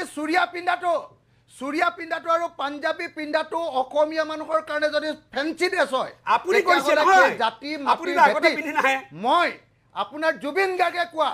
এই বটলা পাৰ্টিটোৰ হয়। এই বটলা পাৰ্টিটোক মই ঘেণ্টা বুলি ক'লোঁ ঘেণ্টা আপোনালোকৰ জাতি মাতি ভেটি হে আপোনালোকৰ ঘেণ্টা জাতি মাতি ভেটি য'ত চুৰিয়া পিন্ধিলে আপোনালোকে ফেঞ্চি ড্ৰেছ বুলি কয় চুৰিয়া পিন্ধাটো ফেঞ্চি আপোনাক ড্ৰেছ অসমৰ মানুহে নাজানে জানো? গলা মানুহ আপোনাক অসমৰ চুৰিয়া মানুহে পিন্ধাটো কি ধৰণৰ fancy dress। আচৰণ কৰে নাজানে জানো? আৰে, আমি আমাৰ নিজৰ ড্ৰেছ পিন্ধি গৈছোঁ মোৰ হৃদয়ৰ আটাইতকৈ আপোন মানুহজনৰ কাৰণে ড্ৰেছ পিন্ধি গৈছোঁ আপুনি আপোনাৰ জীৱনকালত নিজকে বন্ধু বুলি কৈছিলে জুবিন গাৰ্গক ইউজ কৰিছিলে মৃত্যু হোৱাৰ পাছত জুবিন গাৰ্গৰ শত্ৰুবিলাকৰ লগত আপোনালোকে হাত মিলাইছে কোন শত্ৰু? আজি মুখ্যমন্ত্ৰীয়ে গোটেই ঘামি গৈছিলে কেলে আজি মুখ্যমন্ত্ৰীয়ে পাগল হৈ গৈছিলে কেলে আজি নিতুমণি শইকীয়াই কৈ আছে যে মুখ্যমন্ত্ৰীয়ে বেছি কথা কৈছে মই যেতিয়া কথা কৈছোঁ মই যেতিয়া প্ৰশ্ন কৰিছোঁ মুখ্যমন্ত্ৰীয়ে পেনে চেনে মুটি যাবলগীয়া পৰিস্থিতি হৈছে হে ভগৱান ঠিক আছে চাই লওক মানুহক ভিডিঅ' চাই লওক কেনেকুৱা পৰিস্থিতি হৈছে আজি কেনেকুৱা পৰিস্থিতি হৈছে চাই লওক আজি মুখ্যমন্ত্ৰীৰ অৱস্থা কেনেকুৱা হৈছে চাই লওক মই আপোনালোকে চাই লওক এবাৰ হয়নে নহয় হয় মই হয়নে নহয় এবাৰ চাই লওক তাৰমানে মই আজি মুখ্যমন্ত্ৰীয়ে কান্দি দিওঁ যেন অৱস্থা হৈছে হয়। কান্দি দিওঁ যেন কৰিছে অৱস্থা হৈছে মই যেতিয়া তেওঁক কৈছোঁ যে নহয় আপুনি কিয় ভাৰত ৰত্ন নিদিব তেতিয়া কি ক'ব পাৰিছে কেনেকৈ ফচি গৈছে দেখিছেনে নাই মই যেতিয়া কৈছোঁ আপুনি যে কিয় তাতে হজম জুবিন কমিটি গাৰ্গৰ নিদিব, ন্যায় নালাগে, তেতিয়া তেওঁ কেনেকৈ মুখ্যমন্ত্ৰীক ফচিছে আপোনালোকে ফচোৱাৰ দেখিছেনে নাই নাই, নাই, মই যেতিয়া CBI ৰ কথা কৈছোঁ তেতিয়া নাই, কি এক মিনিট। ক'বলগীয়া হৈছে তেওঁ গম পাইছেনে নাই নহয়, আজি আপোনাৰ- কান্দি দিব আপুনি লগা assembly- পৰিস্থিতি হৈছে মুখ্যমন্ত্ৰীক ফচাব অকল মই গৈছিলে নে বেলেগৰ জুবিন কথা গাৰ্গৰ নকওঁ। ন্যায় বিচাৰি গৈছিলে? মই যেতিয়া ভাষণ দিছোঁ মই যেতিয়া ভাষণ দিছোঁ আৰু মই যেতিয়া মুখ্যমন্ত্ৰীক উল্টি ধৰিছোঁ মুখ্যমন্ত্ৰীৰ অৱস্থা আজি অত্যন্ত বেয়া এইটো কথা স্বীকাৰ কৰিব লাগিব সকলোৱে মোক কোনেও ক্ৰেডিট দিব নোখোজে মই যিটো মাত পাতো কোনেও ক্ৰেডিট দিব নোখোজে কিন্তু মই স্পষ্টকৈ কৈছোঁ কোনে নোখোজে? আজি কংগ্ৰেছৰ কথা মুখ্যমন্ত্ৰীক কৈছে? আজি একদম ঘাম উলিয়াই দিছোঁ কংগ্ৰেছৰ ঠিক কথা আছে কৈছে? নাই নাই নাই নাই এক মিনিট অখিল গগৈ মই অখিল গগৈ মই শেষৰ পাললৈ আহিছোঁ চিএম ওলাই গৈছে অখিল গগৈ চাওক নাই মই মই মই মই মই এক minute please please please please please সেইবিলাক কথালৈ আমি নাযাওঁ মোৰ কথাটো হ'ল যে আমি জুবিন গাৰ্গৰ যিটো সন্দেহ আশংকাত আছিলোঁ আজি আকৌ মই কৈছোঁ যে বিধানসভাত মুখ্যমন্ত্ৰীয়ে ইমান স্পষ্টকৈ কৈছে এজনে হত্যা কৰিছে লগত কেইজনমানে সহযোগ কৰিছে বুলি কৈছে যিহেতু এতিয়া কথাটো হ'ল যে অসমৰ মানুহে জানিব বিচাৰিছে কোন সেই কালপিত এইটো ইলেকশ্যনী প্ৰপগেণ্ডা নহয় নহয় আমি এই জানো এই অসমৰ প্ৰপগেণ্ডা এই এই এই এই আপোনাৰ শীতকালীন election propaganda। নাই নাই অসমৰ মানুহে জানে এই আপোনাৰ election অখিল propaganda গগৈ ডাঙৰীয়া বুলি। মোৰ কথা হ'ল প্লিজ মই ডাইৰেক্টলি সুধিছিলোঁ হয় যে হত্যাকাৰীজনৰ নাম কওক আপুনি মই সেইটোহে মই কৈছোঁ ডাইৰেক্টলি সুধিছিলোঁ তাতে কেনেকৈ ক'ব? যে হত্যাকাৰীজনৰ নাম কওক চাৰ্জ নিদিয়াকে। মই ডাইৰেক্টলি সুধিছিলোঁ যে হত্যাকাৰীজনৰ নাম কি আৰু কোনে সহযোগিতা কৰিছিলে মই সুধিছিলোঁ যে হত্যাকাৰীৰ নাম ক'ব নোৱাৰে হত্যাকাৰীয়ে কেনেকৈ হত্যা কৰিছে তাৰ বিৱৰণ দিব নোৱাৰে হত্যাকাৰীয়ে হত্যা কৰাৰ কাৰণে কেনেকৈ প্লেন কৰিছিলে তাৰ স্কেটছ মেপ নাই তদন্ত কৰিবলৈ যাব লাগে ছিংগাপুৰ কৰি আছে দিছপুৰত তদন্ত কৰিবৰ কাৰণে আনিব লাগে সাগৰৰ পানী যে কি কিবা বিষ খুৱাইছিলে নেকি তাৰ কাৰণে কোনো ব্যৱস্থা মই শেষ কৰিব বিচাৰিছোঁ কিন্তু মানৱ ডেকা মোৰ এটা কথাখিনি কথা ক'লেই তেনেহ'লে কোনে হত্যা কৰিলে কোনে সহযোগ কৰিলে সেইখিনি কথা কিয় নক'লে মুখ্যমন্ত্ৰীয়ে বস্তুবিলাক আপোনালোকে মানে আপোনালোকৰ উদ্দেশ্যটো সকলোৰে মই চাওঁ যে জুবিন গাৰ্গৰ জাষ্টিছ নে মুখ্যমন্ত্ৰী খলঠেকাত পেলোৱা নাই মই মই আপুনি মোক কওক কেনেকৈ নামটো ক'ব নহয় এতিয়া এছেম্বলিত এডজৰ্ণমেণ্ট মোচন আনিছে জুবিন গাৰ্গৰ কেছটোৰ সম্পৰ্কে আপডেট বিচাৰি হয় লিগেলি হেম্পাৰ নোহোৱাকৈ যিমানখিনি আপডেট দিব পাৰে মুখ্যমন্ত্ৰী মহোদয় দিছে মই আপোনাক সেইটো 8 সুধিছোঁ মানে তাৰিখৰ ক'ব পিছত নোৱাৰে নেকি নোৱাৰে কেনেকৈ পাৰিব হয় ন অখিল গগৈটো সুধিছোঁ বুলি কৈছে সেয়া অখিল গগৈ কথা কিবা ভেলু আছে নেকি কি এতিয়া পেনত মুটা চটা কিছু পাই নহয় নাপায় ক'ব, এইবিলাক ক'ব নালাগে। সমাজত এইবিলাক কথা এইবোৰ কথা ক'ব নালাগে, মই ক'লো নহয়। মানুহজনে অস্থিৰ হৈ গৈছে না এইখিনি কথা ক'ব নালাগে। বেদনা সেইটো অখিল গগৈ বুলি নহয়, কোনেও ক'ব নালাগে। আৰু তেওঁ ভাবি আছে যে যেনে তেনে দিলে হওক বেইল পাওঁ তেওঁৰ ইণ্টেনশ্যনটো কোনো জুবিন গাৰ্গ নহয় তেওঁৰ ইণ্টেনশ্যনটো কৈছে নহয় ঘামুৱাই দিলোঁ মুটুৱাই দিলোঁ তেওঁ এইবোৰ ক'ব নাপায়। কিয় কৈছে তাৰমানে আমিনুল তেওঁৰ- ইছলাম যে হত্যা বুলি যেতিয়া কৈছে তেনেহ'লে নোৱাৰে, মুখ্যমন্ত্ৰীয়ে ক'ব নোৱাৰে নেকি এইটো আপুনি কথা ক'ব ধুনীয়াকৈ লাগে উলিয়াই ন? ল'ব পাৰিব 8 তাৰিখৰ পিছত চাৰ্জশ্বীট জমা হোৱাৰ পিছত এনেওতো লিগেল হেৰিত আপলোড কৰিব নাই, নাই, মই নকৰিব সুধিছোঁ। জানো? নাই, মই নাজানো আপুনি কেলে affidavit সুধিছোঁ। কৰিব আমিনুল লাগিব। ইছলাম, আপুনি- আপোনাৰ নোৱাৰে। নেকি? কেন কুৱেশ্যনটো এটা স্পষ্ট কথা যে মাননীয় মুখ্যমন্ত্ৰী ডাঙৰীয়াৰ যেতিয়া মানে এডজৰ্ণমেণ্ট মোচন আহিছে তেতিয়া মুখ্যমন্ত্ৰী ডাঙৰীয়াই কিছু দায়িত্ব ক'ব পাৰে যে এই গোটেই বস্তুখিনি SIT-য়ে কৰি আছে আমি যিমানখিনি গম পাইছোঁ বহুতখিনি ইম্প্ৰুভ হৈছে এইটো এটা ভাল ফলাফল আহিব আমি গম পোৱা মতে মানে আমি ভাৰ্বেলি গম পোৱা মতে এইখিনি হৈছে ইমানখিনি হ'ব লাগে কিন্তু সেইটোৱে ক'ব লাগিছিল আচলতে। যেনেকুৱা কৈছে যেন হিমছেল্ফ মানে এইটো ইনভেষ্টিগেটিং কৰি আছে আয়ত তেখেত যেন আৰে লাগিছে হেৰিলে এই কথাটোৱে নাই, সন্দেহৰ এটা অৱকাশ সৃষ্টি কৰে মই শুনক এক মিনিট মই আপোনালোকক এটা কথা কওঁ যেতিয়া আজি লাইভ হৈ আছিল সেই কথাখিনি যেতিয়া হ'ল আপোনালোকে চাওক আজি সামাজিক মাধ্যমত চাওক বা আমাক এই মানুহে কি বুলি সুধিছে যে মুখ্যমন্ত্ৰীয়ে যে এই কথাটো ক'লে ইয়ুথ পাৰ্টিত যিহেতু গৈছিল ইয়ুথ পাৰ্টিৰ কোনোবা মানুহে লৈ গৈছিল নেকি কিছুমান মানুহে যিটো ধাৰণা কৰিছে মুখ্যমন্ত্ৰীয়ে কোৱা মতে এজনে হত্যা কৰিছে বুলি কৈছে তো এতিয়া কথা হ'ল যে যদি হত্যা কৰিছে তেনেহ'লে মানুহৰ মনত এতিয়া ধাৰণা হৈছে 2 নম্বৰত যে সিদ্ধাৰ্থই হত্যা কৰিছে লগত আৰু চাৰিজন আছে যিকেইজনৰ ভিতৰত অমৃত প্ৰভাও হ'ব পাৰে শেখৰো হ'ব পাৰে বা XYZ কোনোবা হ'ব পাৰে চবেই গম পাব হয়নে নহয় মানুহৰ ধাৰণাটো কথা কৈছোঁ যে মুখ্যমন্ত্ৰীয়ে যিহেতু আজি বিধানসভাত কৈ দিলে গতিকে ইমানখিনি যদি ক'ব পাৰে সেই কথাটো মই নাজানো কাৰণেহে সুধিছোঁ আপোনালোকক যে নহয় সঠিক দিশত যে অনুসন্ধানটো গৈ আছে মানে ইনকুৱাৰীটো সেইটো আপডেট দিব লাগিব কাৰণ তেওঁলোকে বিচাৰিছে নহয় মই কৈছোঁ কথাটো হ'ল কেনেকুৱা মই যিটো কথা আমিনুল ইছলাম ডাঙৰীয়াই কৈছে যে মাননীয় মুখ্যমন্ত্ৰী মহোদয়ে যিটো কথা কৈ আছে এজ লাইক এজ যে তেওঁ হিমছেল্ফ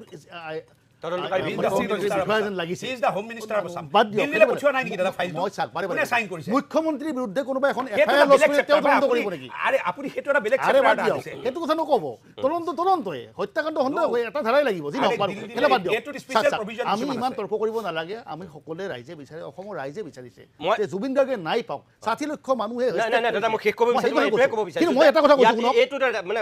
যিটো আজি ক'লে ভাৰত ৰত্নৰ ক্ষেত্ৰত সঁচাকৈ এইখন অধিৱেশনতে আপোনালোকে নহয় এইটো আজি যিটো কথা আলোচনা হৈছে ভাৰতত চিৰিয়াছলি হোৱা নাই মই কথা যদি ভাৰতত হ'লে গোটেই এটা আনএনিমাছ মানৱ ডেকা এইটো এই অধিৱেশনতে আহিবনে আনএনিমাছ হ'ব লাগিব দিব লাগিব আমাৰ ফালৰ পৰা এইটো থাকিব আনিব পাৰে এইখন অধিৱেশনত আহিব নেকি তেওঁলোকে মই বিএছচি মেম্বাৰ বিএছচিত কথাটো যদি আহে নিশ্চিতভাৱে বিএছচিত আহিলে ক'ব আমি ভাৰত ৰত্ন কাক দিম বিএছচিত এই কথাটো অহাৰ লগে লগে সকলো দলৰ যিখিনি ৰিপ্ৰেজেণ্টেটিভ থাকে চবেই এছাৰ্ট কৰিব লাগিব ঠিক আছে এইখিনি এছাৰ্ট কৰাৰ লগে লগে 126 জন এমএলএ কৰি দিয়ে এটা ৰিজলিউশ্যন হ'ব লাগে মই আপোনালোক আটাইকেইজনকে ধন্যবাদ জনাইছোঁ মোৰ সময় যিহেতু শেষ হৈছে মই দুখিত মই আপোনালোকক ধন্যবাদ জনাম কাৰণ স্বাভাৱিকতে এটা খুব স্পৰ্শকাতৰ বিষয় আমি কেতিয়াও 1 ঘণ্টা বা 1 ঘণ্টা 15 মিনিট সময়ৰ ভিতৰত আলোকপাত কৰি শেষ কৰিব নোৱাৰোঁ কিন্তু আকৌ কৈছোঁ প্ৰিয় দৰ্শকসকল যে জুবিন গাৰ্গৰ মৃত্যুৰ পিছত অসম বিধানসভাৰ প্ৰথমখন অধিৱেশন আজি আৰম্ভ হৈছে শীতকালীন অধিৱেশন স্বাভাৱিকতে জুবিন গাৰ্গৰ মৃত্যুৰ প্ৰসংগই আজি অসম বিধানসভাত স্থান পাইছে সকলোৱে জানিব বিচৰা কথাটো আজিও আলোকপাত হৈছে মুখ্যমন্ত্ৰীয়ে সদম্বে আজি ঘোষণা কৰিছে যে জুবিন গাৰ্গক হত্যা কৰা হ'ল এজনে হত্যা কৰিছে কেইবাজনৰ লগত সহযোগ কৰিছে আমি এতিয়া অপেক্ষা কৰিছোঁ 8 তাৰিখলৈ বা 10 তাৰিখলৈ সঁচাকৈ কোনে হত্যা কৰিলে কিয় হত্যা কৰিলে আৰু লগতে আমি এইটোও আশা কৰিম যে ভূপেন হাজৰিকাৰ পিছত অসমৰ সাংস্কৃতিক ক্ষেত্ৰৰ অন্যতম ধ্ৰুৱতৰা জুবিন গাৰ্গক যদি সঁচাকৈ অসম বিধানসভাই ভাৰত ৰত্ন প্ৰদানৰ প্ৰস্তাৱ লয় তেনেহ'লে মই ভাবোঁ অসমবাসীয়ে আন এক সন্মান প্ৰদান কৰা হ'ব এইগৰাকী স্বনামধন্য শিল্পীক বাকী বিচাৰ আপোনালোকে কৰিব আজিৰ অনুষ্ঠান ইমানতে